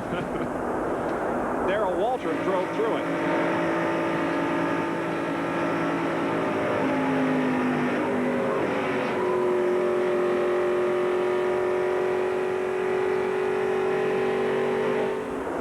Darrell Waltrip's got to be the luckiest man on the face of the earth. Here it is from above. Oh, Jeff Gordon, nowhere to go. Look at Darrell going like that. There's Mark getting hit. Twice. Yeah. He barely misses Darrell. Whoa, man. He couldn't have missed Darrell 2 inches. We see Rudd spinning down through there. Loy Allen. It's a black car. Is that 12? Yes. And now we're going to be able to see Mark across that road and into the guardrail and catch fence. And again from the in-car. I don't see his name.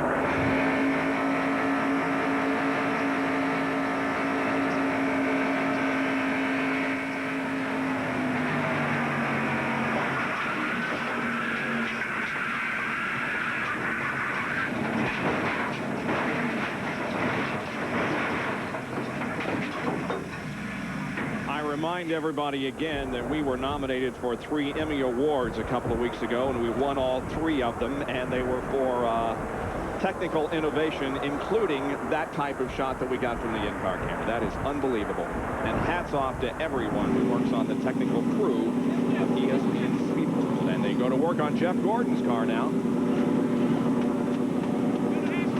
For those of you who visit your local racetrack and you often hear the PA announcer say, please get back away from the fence, that's the reason why. And John Kernan is with Mark. Mark has been checked out in the infield care center. And Mark, that was one wild ride you took. Thank goodness you're okay. Yeah, I was sure worried about it. The first impact there, I lost the brakes, which wasn't going to do me much good, but it sure is a helpless feeling coming toward that guardrail with no brakes. I know it wouldn't have slowed me down any, but I'd have sure felt a lot more normal if I'd have been able to push on the brake pedal. It scared me a little bit there. I thought that could be a bad one, but thank goodness for those roof flaps. The car didn't get upside down when it turned sideways at full speed. Thank goodness for NASCAR and the rules. It's a good run for us. We were going to have a real decent finish. We were just sitting there, you know, waiting around and stuff, and I'm proud of that Valvoline bunch, and what else can I say? When you got out of the car, you looked like you might have rung your bell or something. Were you hurt momentarily there, or you okay, I guess? I'm okay. It hurt bad.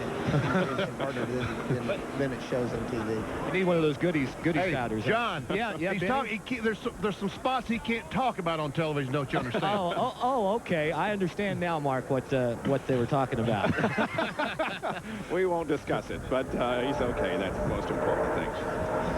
But a major crash has put several behind the wall. Everybody is okay.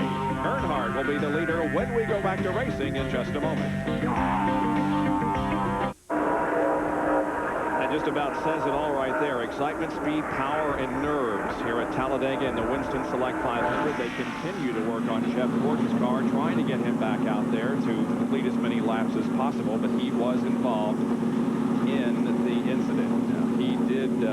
We did get a shot from his in-car camera of what happened.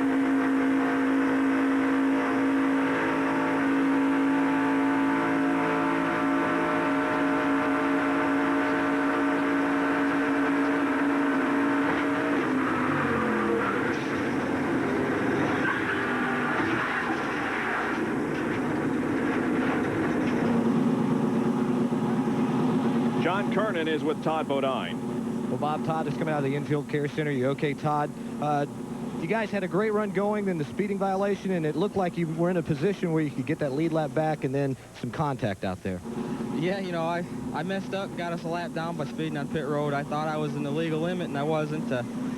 But, you know, we would have been in that pack anyway because that was a lead draft, and, you know, it's a shame the factory store's Adidas Ford was running great. I mean, I couldn't ask for a better race car. I made some mistakes in the beginning, got caught out of the draft, and worked my way back and got the lead, and was just riding there and just trying to stay out of trouble, and then I messed up on pit road, but, you know, we'll get them next week. Todd Bodine is okay, Bob. Good to see everyone survive that very scary accident right at the start-finish line here at Talladega. Before we go green, we'll take another break.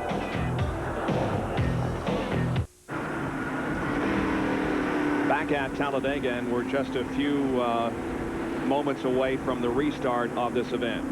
Earlier today, the auto racing world lost perhaps, many people will tell you, its greatest competitor and best driver Ayrton Senna, the 3-time world champion, was killed today in a Formula One race in Imola. 41 total career wins, 65 pole positions, and the 88, 90, and 91 World Driving Championships. Our sympathies to the Ayrton Senna family.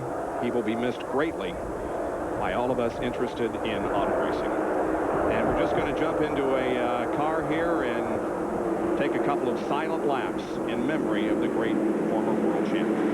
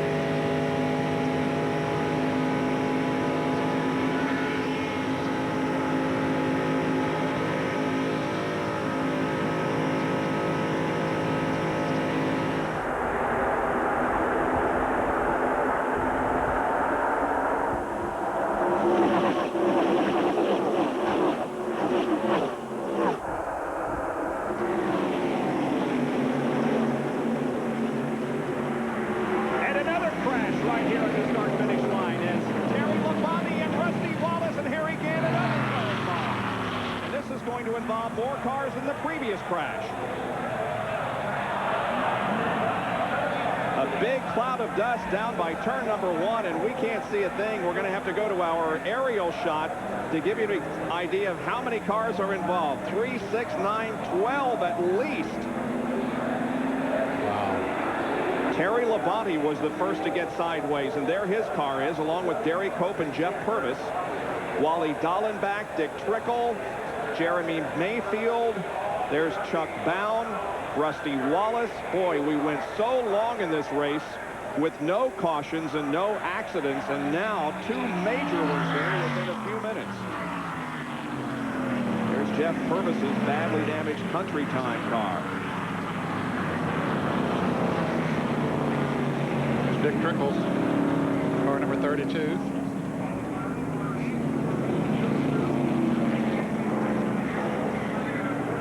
It looks like that somebody touched Terry Labonte and just turned him sideways. He goes down and whap right in the side of Rusty Wallace. We see Purvis go hit that wall head on.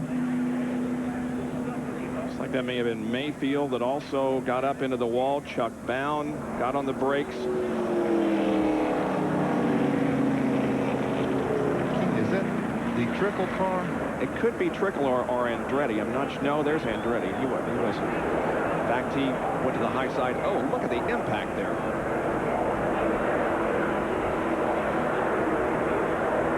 Wow.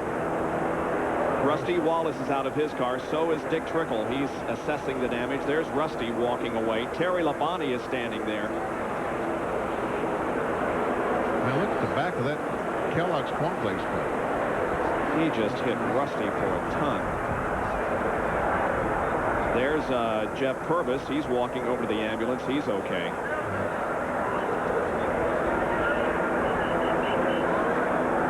So again, it appears that all drivers are going to be okay. Jerry, what do you know about this?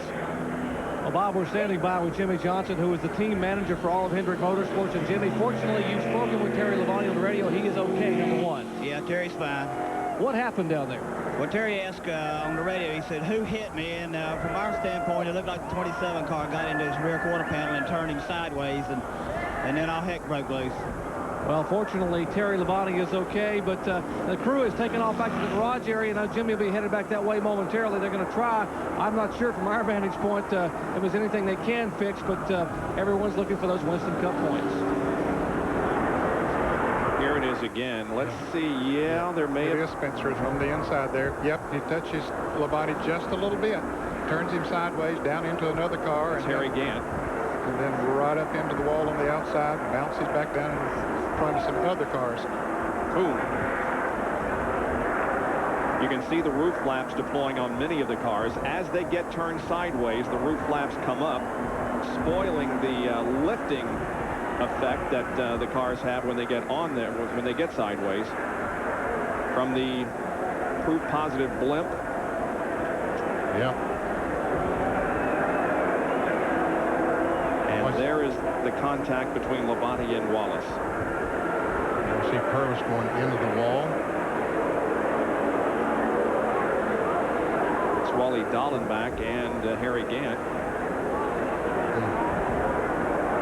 Ooh, and here comes Trickle into these guys head on. Dale Jarrett spun and hit somebody down on the inside there. Jarrett has been in the pits and back out.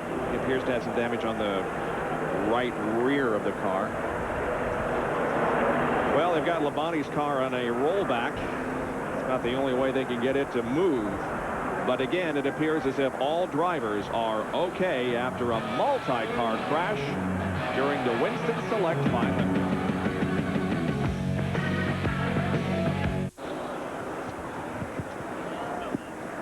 Well, we said in the open that the high banks invite the drivers to visit the concrete walls here at Talladega, and we have seen numerous cars do so down in turn number 1. A lot of debris down there, but again, all drivers appear to be okay. There's Jeremy Mayfield's car and Jimmy Hinsley. We weren't aware that he was in the crash, but obviously he was. And here it is again in replay. Contact between Spencer sends Labonte sideways. And he goes down, hits Harry Gant, the green and white car. Here goes Harry. Now Rusty's trying to avoid. The roof flaps come up on Labonte's car. Bam! He runs into Rusty Wallace. And Purvis nails the wall head on. Yep.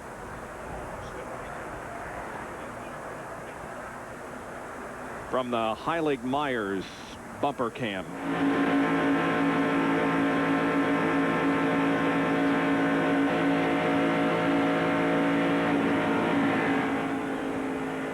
Man. That's all that's left of Terry Labonte's Kellogg's Cornflakes machine.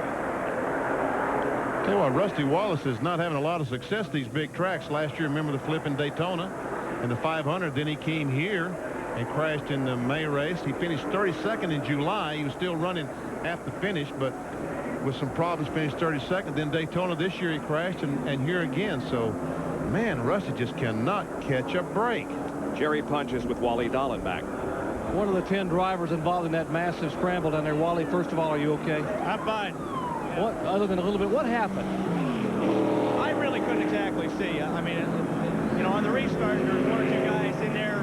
They're driving like it's the last lap. And there's, you know, the lap cars are down on the bottom, and there's, you know, somebody's trying to go up the middle and bully his way through. And what happens is we get in 10-car accidents. It's totally unnecessary. We had a good race car underneath us, and, you know, we were having a lot of fun out there. Too bad it cut short. Wally Dallenbach, who had come from the back of the pack toward the front, just another victim here in that incident out in turn 1. Jeff Purvis's car has yet to be taken away from the first turn area.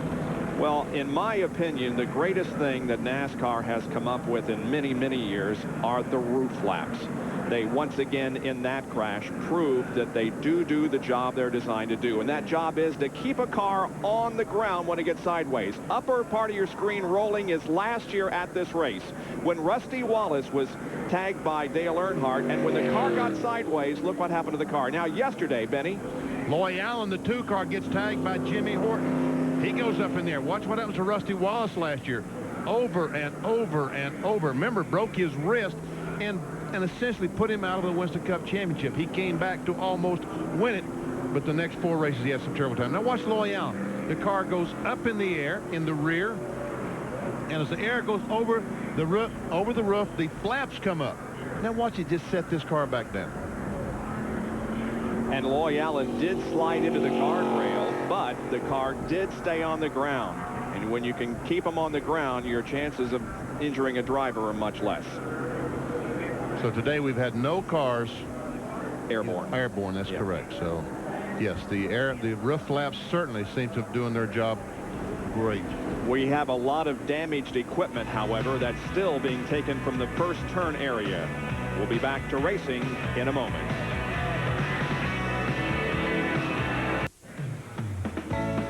at 5:30 this afternoon here on ESPN. Join us for coverage of the Cadillac Senior PGA Tour from Las Vegas, as Mike Dent leads heading into the final round at 5:30 Eastern Time this afternoon. And then later at 8 o'clock Eastern Time, it's ESPN's Sunday Night Baseball, featuring the Boston Red Sox in Anaheim against the California Angels. That's at 8 o'clock tonight Eastern Time, Sunday Night Baseball on ESPN.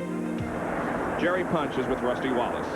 And fortunately, Rusty's able to smile walking away from the care center. He looked to be just fine. Yeah, I'm fine. I don't even have a scratch on me. It's just happen again, you know. I mean, I saw it happen until I come off turn 4 and I'm talking to Spencer. I'm going, Jimmy, don't do that, don't do that, don't do that. And he tried to make her 3 wide and got into Terry Labonte and had one heck of a wreck. It was a bad deal. Is it anger? Is it frustration as they try to bring some of these carts back here to get into the care center? Rusty, what is it? Is it anger? Is it frustration? Well, why are these things happening? Unfortunately, we got a great sport here, but unfortunately, we just don't have enough qualified drivers to run this fast. Well, I think that pretty well sums it up as we are here at the care center. And let's check in with John Kernan. Well, Jerry, Jimmy Hensley has been checked out. He's okay. And Jimmy, you said it was just like driving through a bunch of smoke. You couldn't see what happened? No, we just, saw some cars and smoke, cars going backwards. And I just got up against the wall, thought maybe I might sneak through, but cars come from down on the inside and pin me against the wall. And, unfortunately, Petron Plus Ford's out for the day. We had a pretty decent run going. Stayed up there all day in the lead draft. And I just like to tell everyone back home, we're okay. Just, didn't really hurt us. Just knocked us out of the race. All right, Jimmy Hensley out for today, but he's okay. Let's go back over to Jerry Punch. Well, Jeff Purvis standing here holding his son Clay. And, Jeff, you took a heck of a lick out there. Can you believe that what's happening, a little bit of impatience on the racetrack? Well, really, if I'd have done that right there, NASCAR would have been down here and they'd have been ill with me. But, it's senseless. I'm sitting there riding. I've got a car that'll go up front. I mean, I wanted to show everybody this kind of lemonade would get in the front of the field today. And I mean, I just can't believe this. I mean, the ARCA race, we didn't have this kind of problems. I mean, this doesn't make sense to me. A lot of ill race drivers down here, ill at some of the other drivers here for the lack of patience, and certainly which could have been disastrous. Unfortunately, it wasn't at Talladega. Well, the cleanup has concluded down in turn number 1. There is the individual that most drivers are talking about, because there was contact between Jimmy Spencer and Terry Labonte. There we see just barely touches Labonte in the left rear. Labonte goes down, hits Harry again. Now, there's John Andretti, the 14. Let's see how he gets through there. They all go down to the bottom, so he goes by on the outside, and by the time they come back across the racetrack, he's gone. Boy, he barely escaped that deal, huh? John Kernan is with Terry Labonte. Well, Terry's all right. Terry, a lot of impatience, it seems like, out there on the racetrack today. Well, unfortunately, you got a few people that are that way, and unfortunately, they cause some accidents sometime, and they're able to continue on like nothing happened, and it'll eventually catch up with them. Well, thankfully, Terry Labonte is okay. Bob? I think we've talked with all of the drivers that we had questions about in that accident, so everybody is all right. Back with more after this. Back at Talladega, Alabama, the last driver to come out of the care center, A-OK, everyone is fine, Jeremy Mayfield. And Jeremy, you said this whole thing actually started over in turn 2. Yeah, it was just a situation where there was a lot of looked like a lot of impatience going on, and we come through 3 and 4, and a couple cars kind of got together going down the front stretch, just nowhere to go, just hose closed up, and I'm just real unfortunate, that happened to Rusty and all those guys. You said someone was trying to get underneath and go 4 wide in the backstretch on the restart? Yeah, just a lot of just a lot of racing going on early. It seemed like everybody wanted to wait and get up to speed, and just didn't happen that way. Everybody went into 3 and just kind of beating and banging and had to, carried it on down the front stretch. Let's hope patience will finally prevail as we go back to the field. Let us hope so. Here comes the field through the trial. The green flag is waving. Dale Earnhardt comes down and restarts this race with Irvin behind him. Schrader, Shepard, Carlin, Sachs, Michael Waltrip, and Steve Grissom.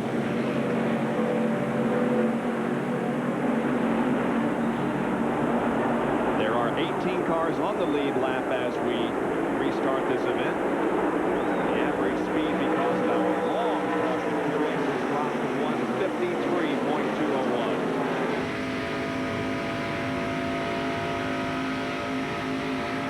Shepard NASCAR looking back at the Daytona 500 winner, Sterling Marlin.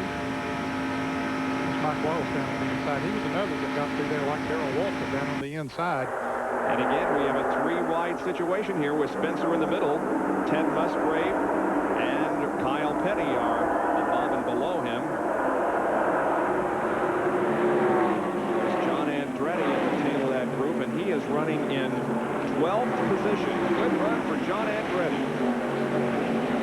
Begins his effort to make the Indianapolis 500-mile race soon, with the track opening for practice this coming Saturday. He, of course, is going to try to run the Indy 500 for A.J. Foyt and Jonathan Byrd, and then run the World 600 on the same day. And look at Bobby Hamilton. From the high side to the low side, having some momentum build up around Brett Bodine and Andretti. He had him ahead of steam. He wasn't going to waste him, was he, Nance? Yes, sir. Once you get there and hit that block of air, it sort of goes away, that head of steam.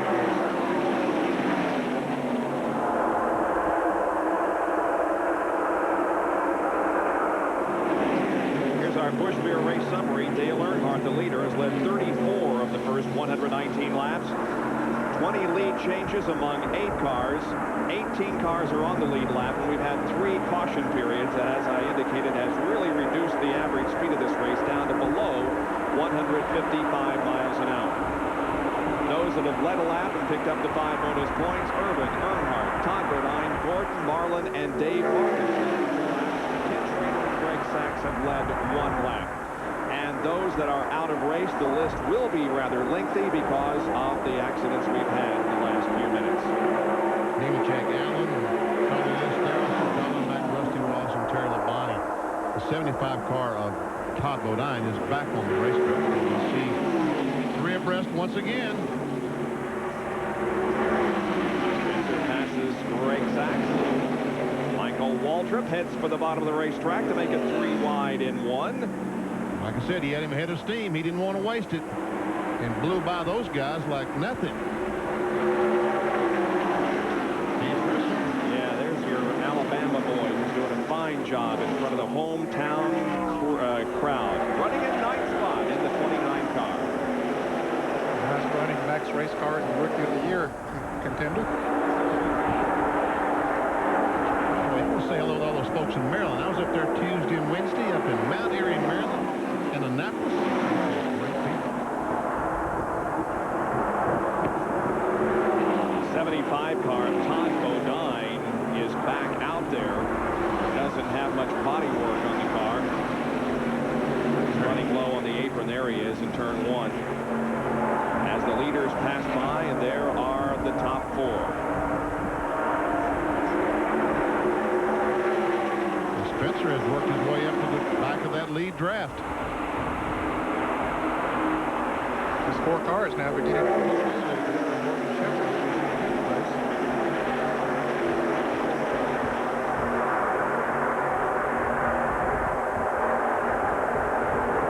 They'll have at least 1 more pit stop to make. Here's the second group of cars being led by Michael Waltrip. Out front it's Earnhardt, who earned 285 more points on super speedways than his closest competitor last year. His closest competitor was Mark Martin.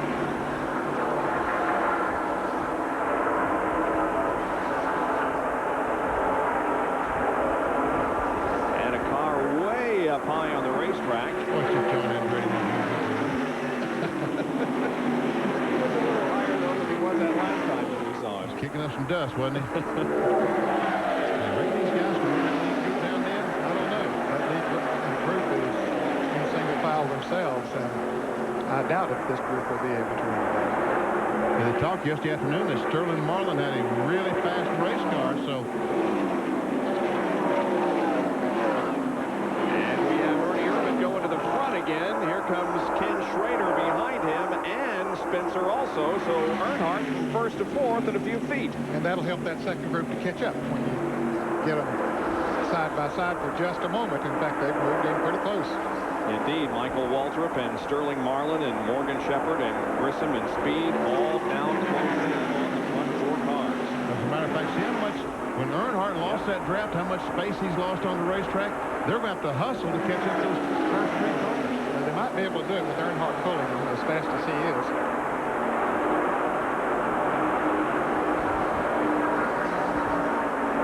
Yeah, I think they're going to be able to do that.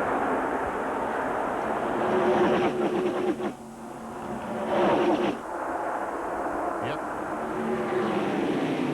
They're together.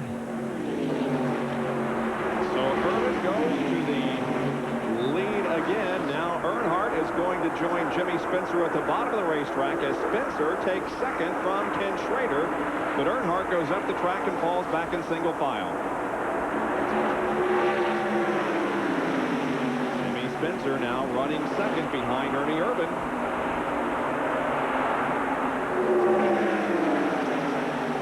Spencer's got a car that'll go to the front. He's not going to ride back there long.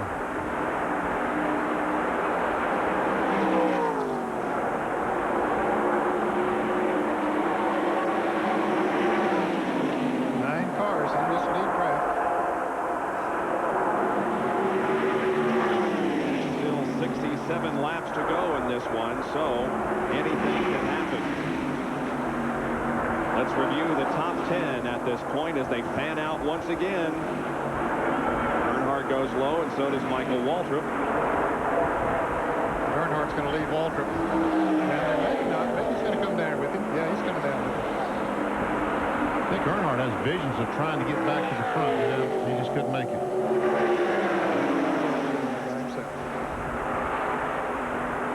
All right, 61 laps to go. It's Ernie Irvin, Jimmy Spencer, Schrader, Earnhardt, Michael Waltrip, or a semblance of that group.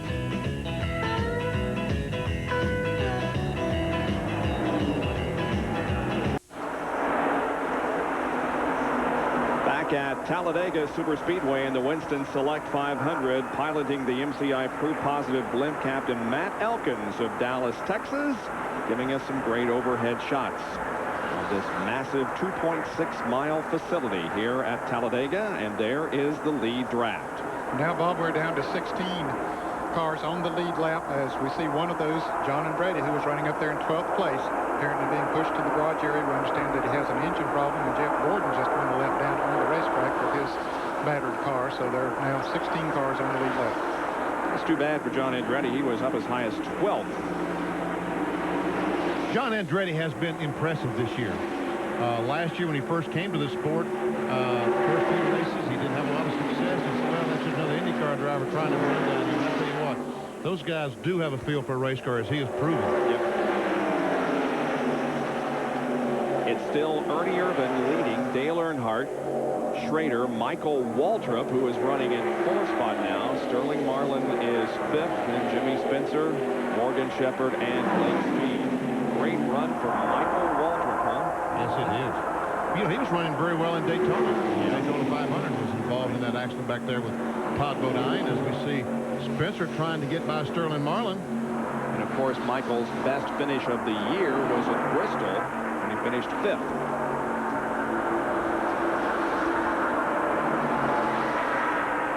Spencer expected someone to come with him down there, and it didn't happen. They all line up against him up on the outside. Maybe he can squeeze in. He's not going to squeeze in back there with Morgan Shepherd and Lake Speed either. He might have to get behind him.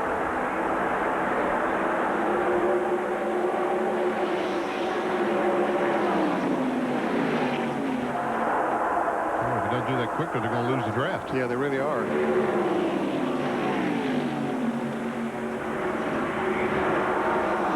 Slides back up in front of Lake Speed, and John Kernan is with John Andretti. Well, John, you had a great run going there. I see you did have some contact out there on that one accident. You did a masterful job getting around it. Well, it's one of those things where you just have to be a little bit lucky, and we were lucky there, but we were a little bit unlucky. We dropped the valve in the car, but I forgot to mention one of my sponsors one time I was on. I wanted to mention being in Indianapolis. But we'll be back. You know, we get some good runs in. We just can't get them in at the finish. One of these days, maybe that'll happen for us. Are you enjoying stock car racing as much as Indy cars? I just enjoy racing. It doesn't matter what it is, and it's a lot of fun to race with these guys. And you know, hopefully someday I'll be able to race at the front a little more often. It's a lot more fun up there. Okay, thank you, John. Good luck next week. And what's wrong with the 28 car? It's more than just being out of the draft. Yes, looks like he's lost a cylinder, flat tire, some severe problem with the 28 car. Here he's leading the race. Earnhardt right behind him. This is in turn 4, and boy, Earnhardt almost gets him, not realizing he must have lost power. Jerry, what's going on there? Well, actually, we're standing down in their pits, and Larry McReynolds and Robert Yates were here talking, and Larry said the car just got very, very loose. Let me ask Larry while we're standing here. Larry, what happened here? Why did he slow down? He said he just got real, real loose, I think, up there in 3 and 4. He hadn't really said much about the car since that last stop, but he did say it got real loose then. I guess Jim Phillips said he almost hit the wall. Well, he added it back in, and it appears to be coming back up to speed, so a near miss once again for Ernie Irvin. Just lost a lot of positions on the racetrack because of it, and now has a job to get back up front. Morgan Shepherd in the driver's meeting today got up and announced that he hit a spot up in 3 and 4 yesterday, that his car just suddenly became very, very loose. He said that he felt like it was where they put tar in the crack across the racetrack, and possibly that's what Ernie Irvin hit.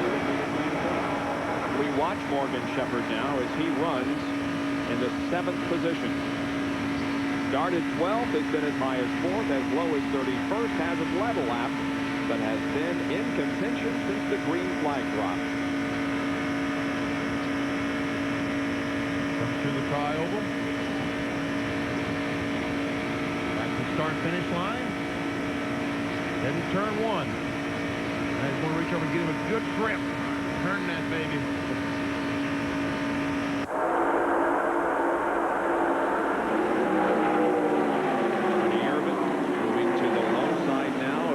Grissom in his effort to catch back up.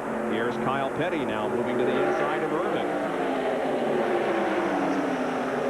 Kyle was running in 11th place. Now moving up to 9th, I believe. There he shows black. Ooh, look at Greg Sachs coming on the outside, flying by these guys. Got a head of steam.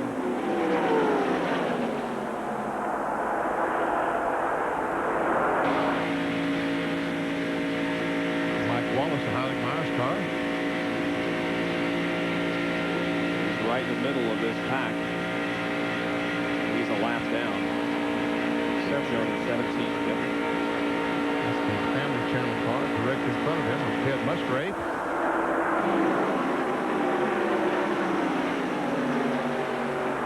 All right, now let's review the top 10 for you. It's Dale Earnhardt leading. Ken Schrader running in 2nd position. In 3rd is Michael Waltrip. Jimmy Spencer is 4th, and 5th is Sterling Marlin. 6th, Lake Speed. Then the Ford of Morgan Shepherd, the Chevy of Steve Grissom. Pontiac in 9th position with Kyle Petty behind the wheel, and Ernie Irvin has slipped back into 10th. And Haviland Ford. Back with more live coverage of the Winston Select 500 from Talladega in a moment.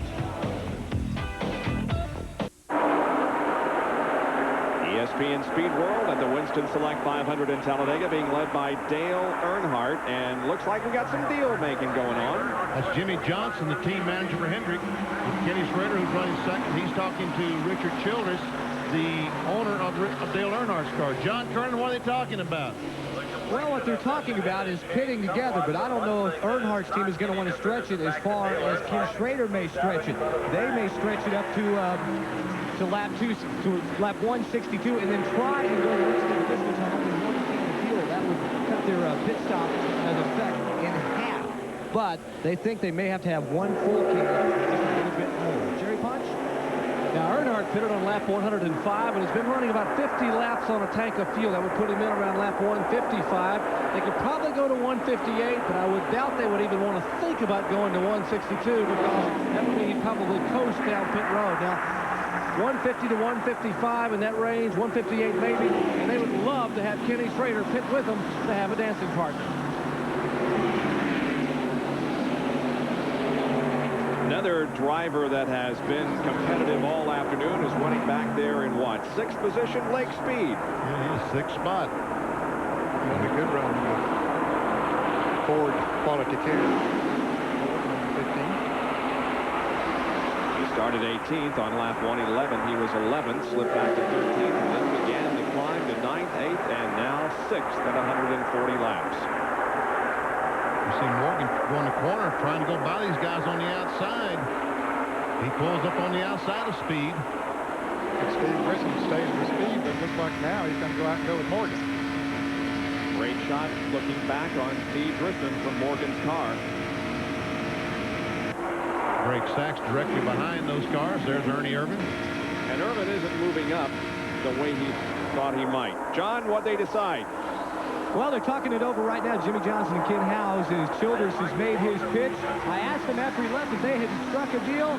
Jimmy said, well, we're thinking about it. So we'll hang around and see what they finally decide. Okay. There are 45 laps to go. Dale Jarrett has just gone a lap down. He's in 16th position. There is the indication that Ernie Irvin is indeed catching the leader, Dale Earnhardt. The interval was 3 seconds on lap 138, and by lap 142 it had been sliced in half to a second and a half. Greg Sachs has gotten on the outside of Irvin now, trying to, and there's a group of cars behind him.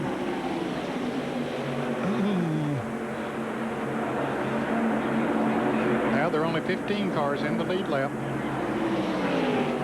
That's the battle for 7th there between Sachs and Irvin. They don't need to be that side-by-side right now. They got back in line. I guess Ernie would be content to let Sachs pull him back towards the front. Irvin's he's in a bad situation right now, because if these guys are going to stop, put one can of fuel in, if his car is handling that badly, here's Schrader. Schrader off the pace. The Kodiak car is slow in turn 4. And he's had a good run going, too.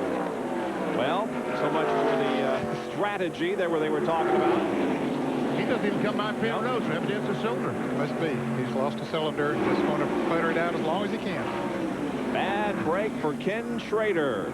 Pit stop should be occurring momentarily. We'll cover them for you when we come back live to Talladega in Alabama.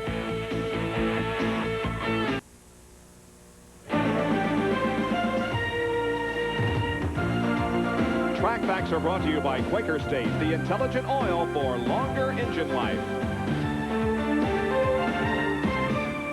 We're at Sabco Racing with assistant engine builder Lanny Barnes. And Lanny, to increase horsepower in an engine, the key is to do what? Reduce friction. Now, how do you do that? Well, we coat our parts. Now, on a race engine, you're talking about coating the bearings and the pistons and the crank. Now, what do you have in front of us here? Today we have a coated Cleveite bearing versus the non-coated. And these are the non-coated here on, yes, on this sir. side. These are the coated here. Yes, sir.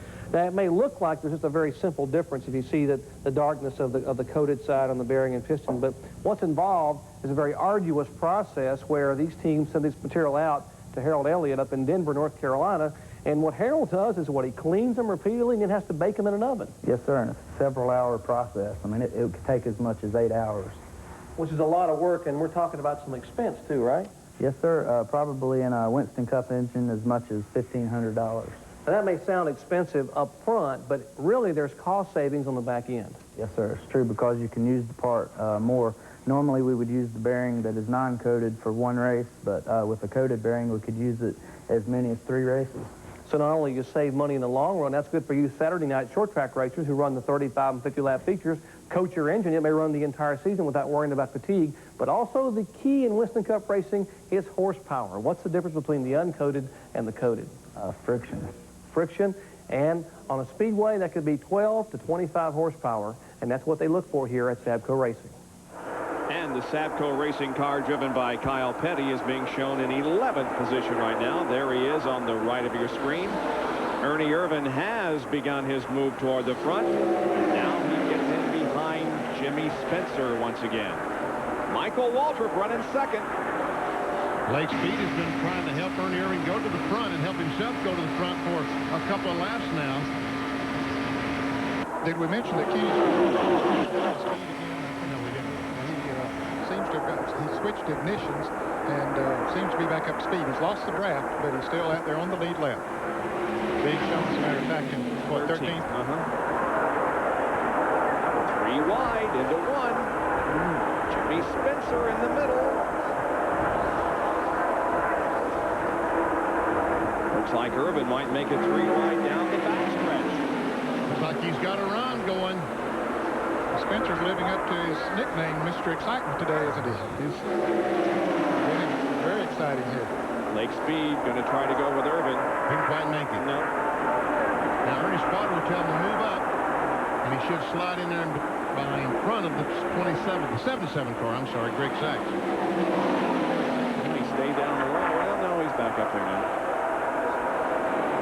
And Steve Grissom is learning a lot about drafting this afternoon, isn't he? He sure is. Doing a great job. And that's what he's doing. I think his car might even be a little bit better. He's right up there with the lead pack, but it might even be a little bit better than that. But he's very sensibly staying in there and learning as much as he can. What a nice guy, too. And here comes Ernie Irvin trying to take over third spot. And the fans are going nuts. He pulls alongside Sterling Marlin to go door handle to door handle with him into turn number 3. And Ernie Irvin, along with Jimmy Spencer, who's with him on the bottom, are headed toward the front. Up to second. Are they alongside Earnhardt? Yes, they are. Yes, they are. Here comes Ernie. They're side by side at the line. Earnhardt by a nose. Jerry Punch. Well, they're battling up front, and they're also battling on pit road. Now, here's what they're trying to do. Richard Childress would like to be able to get Michael Waltrip in the car number 30 to pit with them on lap 155. Now, Larry McReynolds, Ernie Irvin, would like to get the car number 30 to pit with them around lap 160. It's a decision to be made right now by Chuck Ryder and the Pontiac team up there with the Pennzoil car. Never has Michael Waltrip been so popular. No, he's a very popular guy right now. They're trying to make a deal with the 52 car, or the 25 car. Schrader, he's gone away, so got to try to find the next best. And once again, they go onto the tri-oval, and it's a side-by-side battle for the lead. This time, I believe Ernie might lead the lap. Let's watch it, though. I think he did. Too close to call, but yeah, Ernie probably led that lap. And we have 35 to go. And there's Larry McReynolds.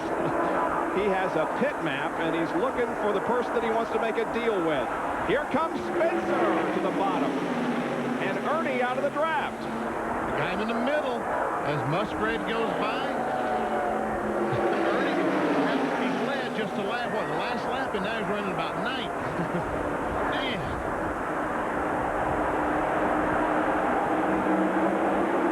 Now Larry McReynolds has moved over to Lake Speed's crew and says, let's make a deal. Johnny Wingo said, okay. What are you offering?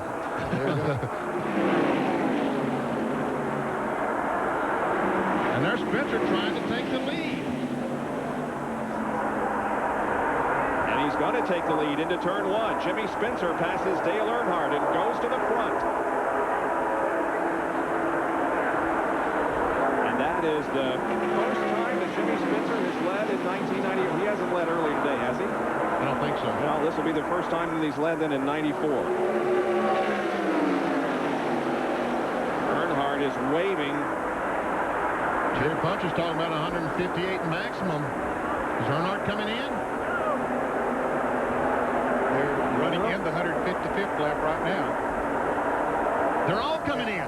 Every one of them's making a pit stop. How about that? Good portion of them. Yes. We've got 6 cars that are coming in for their what should be their final pit stop, including Spencer and Marlin and Sachs. Musgrave. Here's John Kernan.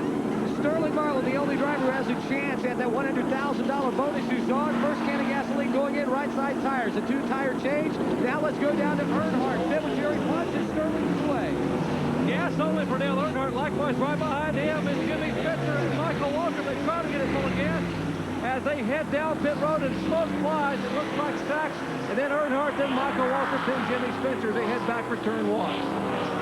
Greg Sachs picks up some positions on pit road as here they come back to resume their draft for what could be the race's lead. The others staying out there. Ernie Irvin has resumed the lead. Morgan Shepherd is second. Lake Speed is third. Kyle Petty fourth. And Brentwood I is in fifth place. Second group is coming right here. Those are cars that Ned Jarrett was just talking about. Now these 6 theoretically, everybody comes out at about the same point, and we still have that 11-car draft. Here's Steve Grissom, is he going to have a drafting partner? Yeah, Ken Schrader right behind him. But the first group, as they coming down pit road, there's the top group. They're going by, so Grissom and Schrader will be a long way back. Schrader was already a long way back, so he must have made a good pit stop, but Steve's pit stop a little bit slow. Now, Jerry, what's the strategy? Final pit stop for Ernie Irvan should be coming on lap 158 to 159. It'll be 28 and 21. Morgan Shepherd, 2 Fords will come down and pit and try to stay together. We would expect to see, as we saw just a moment ago, fuel only for both those cars.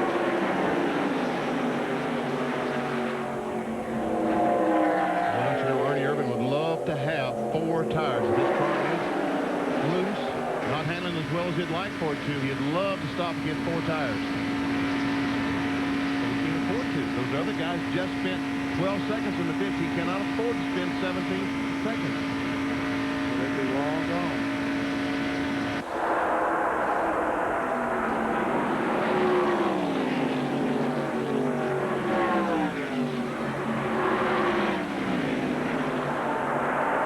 The 55 car of Jimmy Hensley back out onto the racetrack. Well, he's going to pick up 2 or 3 spots because all the cars in the crash with him, they're not able to get back on the racetrack. He will beat those cars. Now he's been shown in 36th position. We anticipate pit stops here shortly by Irvan and maybe everybody else right behind him.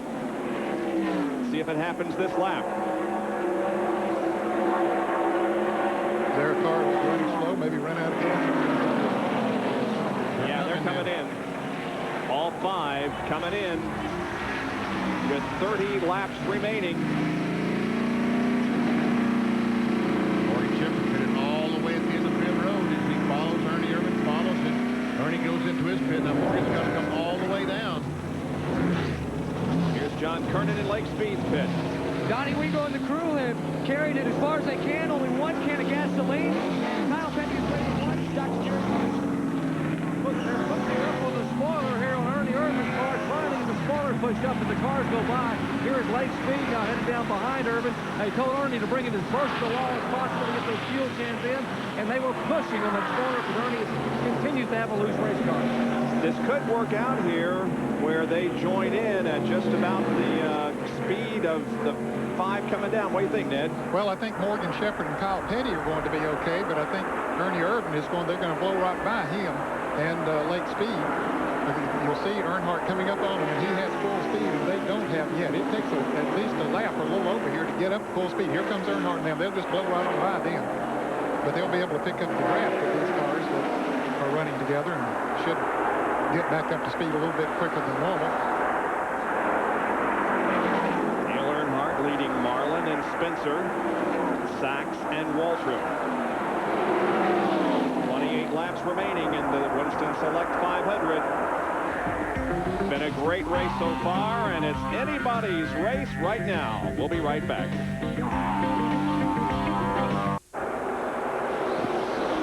Fourth caution of the race is out here at Talladega. Kirk Shelmerdine came in contact with the wall up between turns 3 and 4. Damaged the right side of the car. He was able to drive the car into his pit area, and they're working on the right front right now. Now, what's going to happen, Jerry Punch? Well, Dale Earnhardt is going to stay out, as some of the other guys who pitted up here, Jimmy Spencer, etc. But one who will make an entry, possibly on the pit road, will be Ernie Irvan. Now, Ernie just radioed in and said, Larry, is it my imagination, or is one side of that spoiler hanging down? So apparently they said they're going to come in and try to repair the rear spoiler. The crew's not really sure what the problem may be, but Ernie says, looking in the mirror, there's something wrong with the rear spoiler. So Ernie will come on to pit road again. Yeah, you can see it's a little bit lower. Your eyes are better than mine, Bob. You're much younger than I am. Well, yeah, better looking too, I might add, but a lot skinnier. Here's Jerry again. Apparently, with all the pushing and adjusting on the rear spoiler with Ernie's loose race car all day, the spoiler now has gotten so weak where it's hanging down. So they're going to come in and use a screw gun, to put a screw in the spoiler. And now that everyone realizes that Ernie's going to come in, there's a possibility that Dale Earnhardt may also make an entry on the pit road, as now the Goodrich crew begins to scramble a little bit and think about possibly putting some tires on that car, as they will indeed make an entry on the pit road. Here comes Dale Earnhardt, car number 3, who won the July event here at Talladega last year. And yes, indeed, he will come down pit road. A large crack across the windshield. In fact, 2 big cracks running all the way across the windshield of Earnhardt's Goodrich Chevrolet, as they will change all 4 tires. Now Ernie Irvan, you see the crew now working on the rear of the car. They will put a pop rivet or a screw into the right side of the spoiler to try to hold the spoiler up. Apparently at speed, that spoiler will even bend down further than it already had. Earnhardt is down and away. The other routine pit stops are down and away. And now the NASCAR official comes around to watch the work being completed on the rear of the Haviland Ford Thunderbird. That's Larry McReynolds. They have put a screw in. They have pushed the spoiler back up. Ernie puts it in first gear, and they said, whoa, wait a minute, it's not tight. It's not tight. So Larry has to come back in to tighten it up one more time, and Ernie will be headed back down pit road. 41.5-second stop for Ernie. Tell you what, that's pretty impressive. He's been able to run around there if that thing the spoiler is laying back on him down the straightaways. During this caution, 2 drivers, Mike Wallace and Darrell Waltrip, got their laps back. The leader of the event is Sterling Marlin.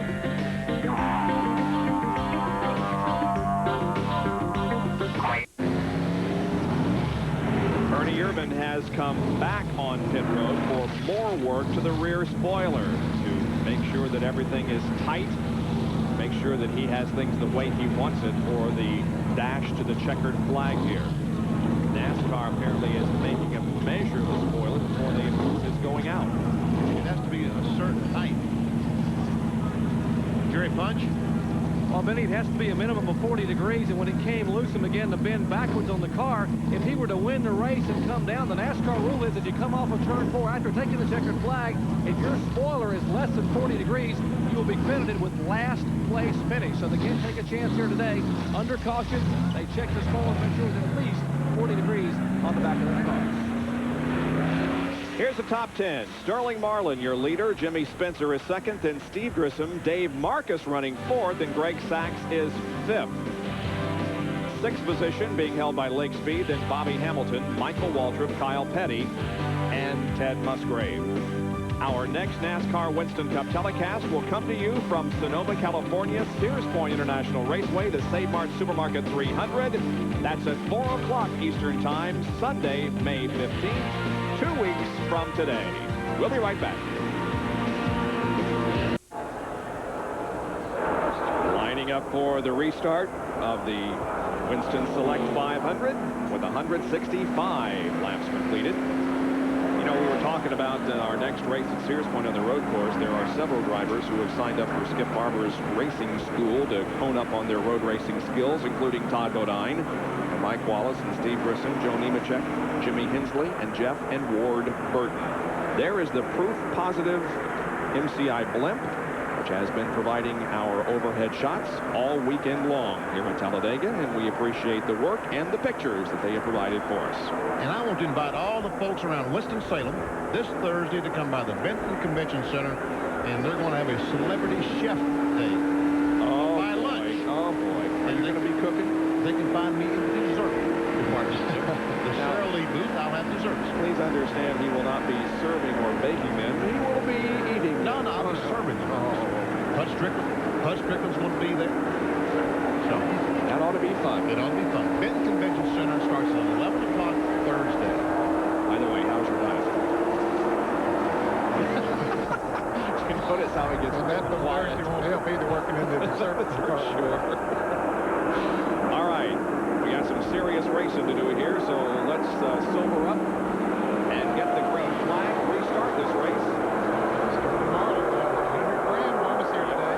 And the possibility of $1 million if he can win this race and either the World 600, the Dakota World 600, or the Southern 500 at Darlington. Back under green.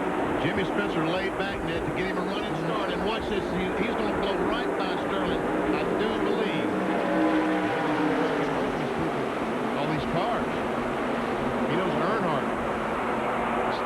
Steve Grissom up there in third place, and Dave Marcus hanging right over there in fourth. Marcus had not made a pit stop, so he assumed the lead and came out in good shape after making his pit stop. Remember, we talked earlier about how this track has produced a lot of first-time winners.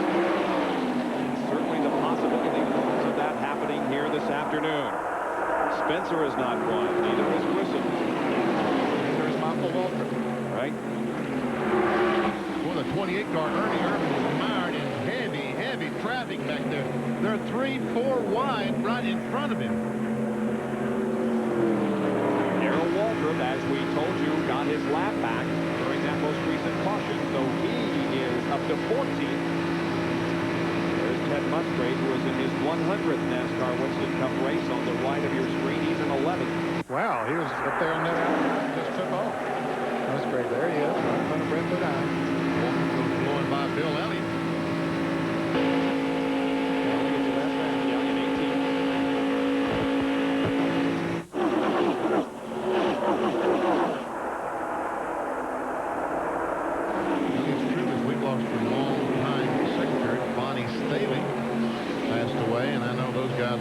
To get back to Wilkes County.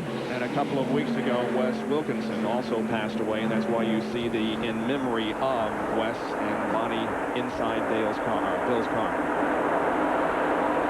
Well, it looks like front two may be pulling away a little bit here as Dave Marcus goes to the inside, or is on the inside, and certainly that's not a good place to be when everyone's lined up on your right. Yeah, that's right. Not a bad place if everyone's with you, but here comes Lake Speed trying to get by Grissom. He's got Morgan Shepherd to help him take over that third spot. There's Earnhardt trying to get by Michael. Oh, they touch.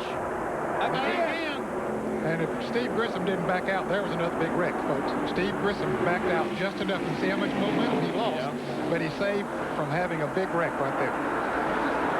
A young man showing a lot of experience and cool-headedness out there. Look at Marlin and Spencer. Spencer trying to take the lead. Now, can he get back in? No, the Fords are going to go with him. Here comes Lake Speed and Morgan. Looks like they're going to go right early. They do. Now it becomes a manufacturer's battle here with two Fords, a Chevy, and a Ford.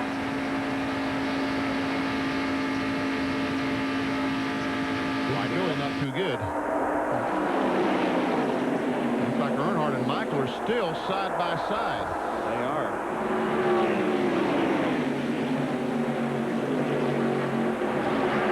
Shepard looked like he moved to the inside there for just a moment. He's trying to figure out which is the best place to go. So he looked from his rear bumper back at Michael Waltrip. Now Waltrip pulls ahead of Earnhardt. Earnhardt, not a lot of drafting help down there. Put Ken Schrader up there riding the high side. He had lost the draft from the big group up front when he had an ignition problem. He got that fixed, and now he's right back up the monster. Ernie is pushing Dave Marcus down the racetrack. Hats off to Brett Bodine, also had a struggle getting into this race. He has been on the lead lap, running in 13th position right now. Make that 9th position. Well, positions are changing so quick, it really doesn't make any difference. They're all running up front. We'll have more for you at the end of the race. Right. Spencer leads, as you can see. He double running that group. Now they got Brett hung in the middle, 3 abreast down at turn 1. Everyone safely gets by. Is that Marcus behind Earnhardt? Is that Earnhardt right in front of him? Yes, it is, right in front of Dave Marcus. By the way, Dave Marcus has won here at Talladega. It occurred in the summer race in 1976. Here goes Spencer back to number 1. So William Marlin, Lake Speed, Morgan Shepherd, and Michael Waltrip. All right there. Here comes Earnhardt.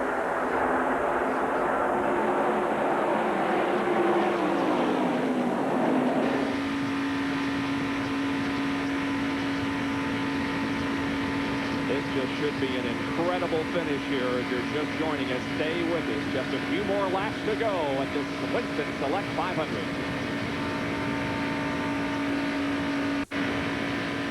The Winston Select 500 from Talladega. 174 out of 188 laps completed. Jimmy Spencer is the leader. Sterling Marlin second. Morgan Shepherd, Dale Earnhardt, Michael Waltrip, and Ernie Irvin moving to the inside of Michael on turn 2. He has a fast race car, Ernie Irvin, and everything is okay on it. Apparently they got everything okay now. Musgrave went with him, trying to help Ernie out, trying to help himself and Ernie out. Yeah, he knows if he can follow that 28, stay right on his bumper, he's going to gain a lot of positions. There's Ryder, he thinks the same thing.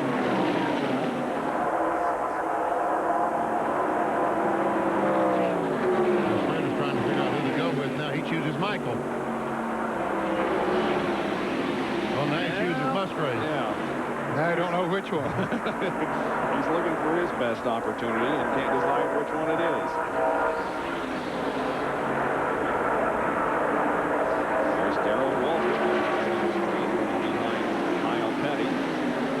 Hamilton is there also. Hamilton on the lead lap at 16. We have 17 cars on the lead lap again. We've gotten down to 15. Walter and Darrell, Mike Wallace got back on the lead lap. Certainly won't have a new record speed-wise set here today because of two very lengthy caution periods. Just joining us, we had two multi-car crashes, but everybody is okay. 156.410 is the race average at the moment. And look at this. Earnhardt and Irvin going together to get by Morgan Shepherd. They make it. Here comes Michael Waltrip trying to go as well. He needs for Ken Schrader to come on and help him. Morgan Shepherd is going to pick up the draft of Irvin there. And maybe move right on back out there. He does. Jimmy Spencer, the McDonald's car, leading. That's the red car, the 4. Sterling Marlin is second. Earnhardt is third. Ernie Irvin is fourth.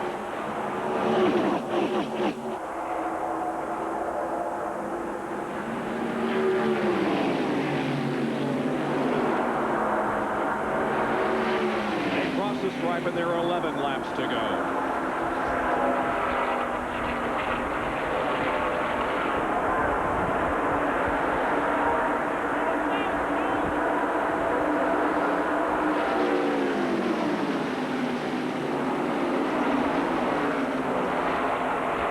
Talking about Sterling Marlin win the $1 million. Ned Jr.'s exactly right. He has a chance to pick up at least $100,000 today if he can win this race. Looks like he got a little bit loose as Earnhardt's trying to go by on the outside. And he's going to make it. Yes, he is. Sterling may be hung out on the low side. Meanwhile, Spencer pulls away just a little as the battle for positions behind him were occurring. But Earnhardt and Irvin will catch up quickly, it appears. Boy, Marlin really lost out in that deal. He got down on the inside. He's still down there. Can't get back in line. Goes from second to sixth. And then he told me yesterday he wasn't going to think about that $1 million till 10 laps to go. Then he was going to start thinking about it. There's 10 laps to go. And he sees them all flying right out the window. All the way to the back of the lead pack. Tough chore to get back up through there, too. Sure is, with the quality of cars we have up front. Spencer, Earnhardt, Irvin.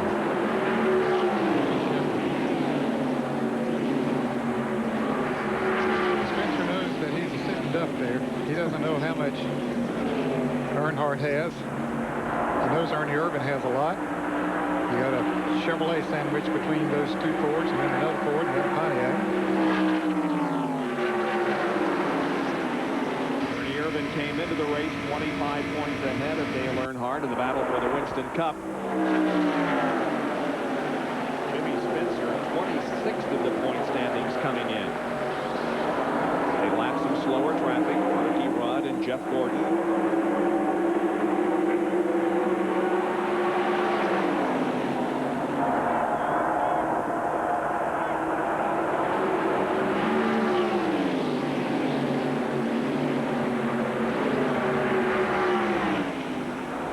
This situation reminds me so much of the IROC race that was run here yesterday when Steve Kinzer got into the lead, and I think that most people, including myself, quite honestly, thought that with him out front, he would be the most unlikely to win the race, that everybody would gang up and pass him, but he did not, or they did not, and Kinzer went on to win the race. And now he's wondering what's going to happen here. Well, if Earnhardt and Ernie Irvan work together to get by Spencer, then he is a sitting duck. But, look, Dennis Rader passes Walton to take over the 5th spot. If they work together, then they can get by Spencer. If they start fighting each other, Jimmy's going to say, see ya. If they get side by side, battling each other, that will give Spencer the advantage. Down to 7 laps to go. I don't think it's time yet to make the move. The fans anticipated it. The fans are just going crazy. Okay, so when is the time to make it? I'd say a couple of laps to go. Probably. I think Earnhardt's exactly where he wants to be. Because if he gets in front, he's going to make that race car awfully wide for Ernie Irvan. They hired a 6-time winner here. Earnhardt to make his... Ever see Greg Sachs and Ted Musgrave side by side. Musgrave is a loser. He's got no one to go with him. I think Irvan wants to go with Earnhardt and pass him at the same time as they get by Spencer. That would be his #1 priority, because he realizes if Earnhardt gets over by himself, it's very, very difficult to pass. And those guys back in the back that's doing that jump around, they got no choice. They need to get themselves in position as quickly as they can to pick up some extra positions.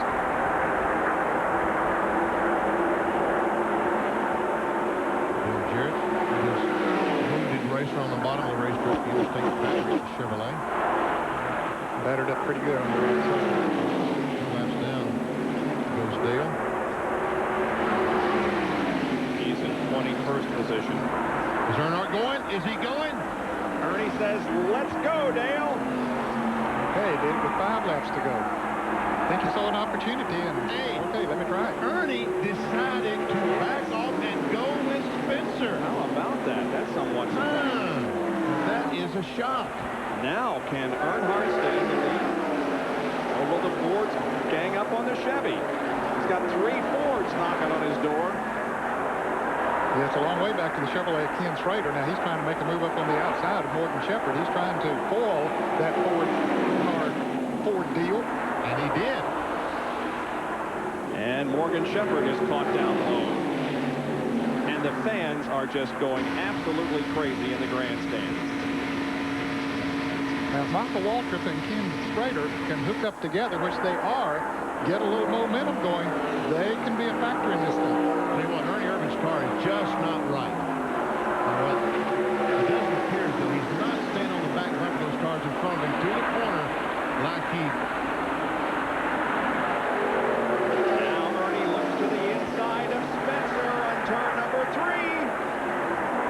Forces Spencer up high.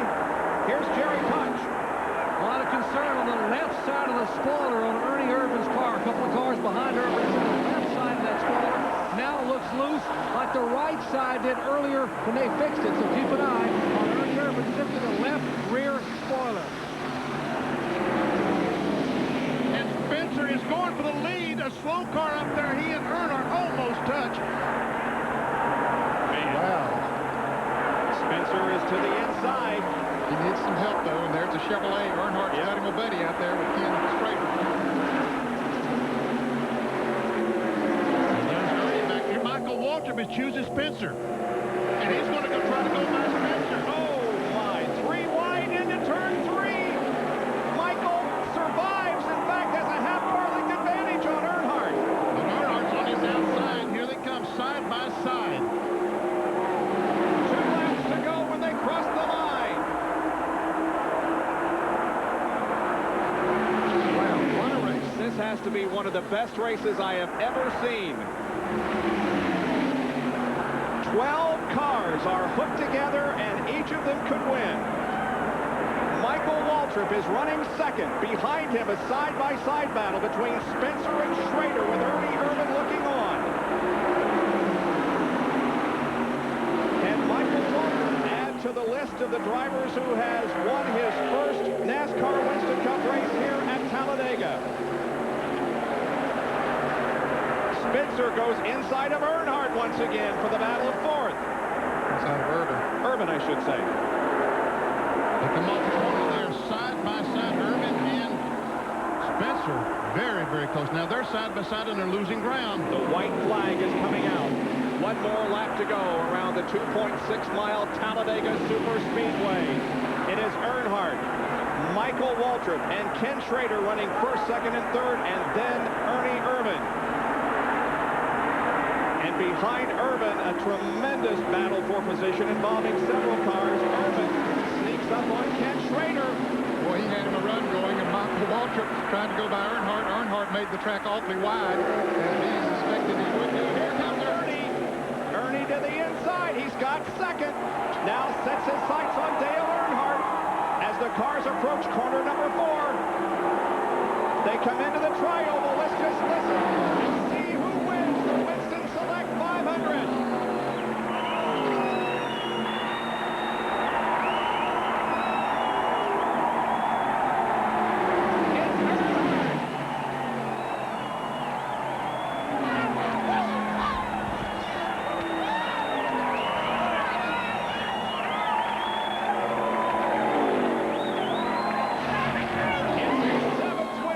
Talladega.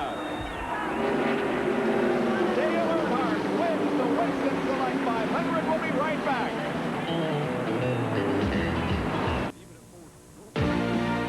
ESPN Speed World being brought to you by Quaker State, the intelligent oil for longer engine life.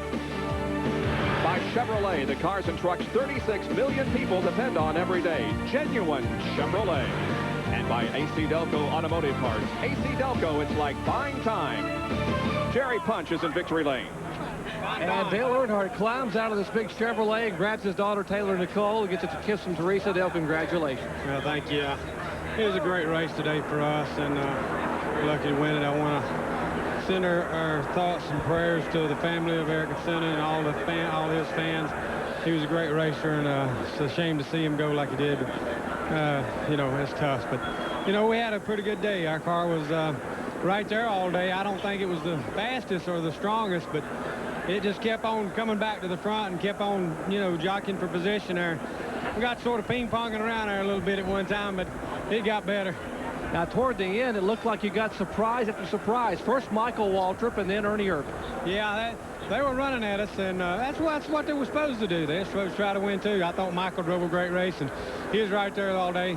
It was a little rough out there, that 27 car. He thought he was still at Martinsville or Wilkesboro. He was into the side about everybody out there. Dale Earnhardt gets win number 7, his 3rd on the year, and a belated 43rd birthday present. He was 43 on Friday.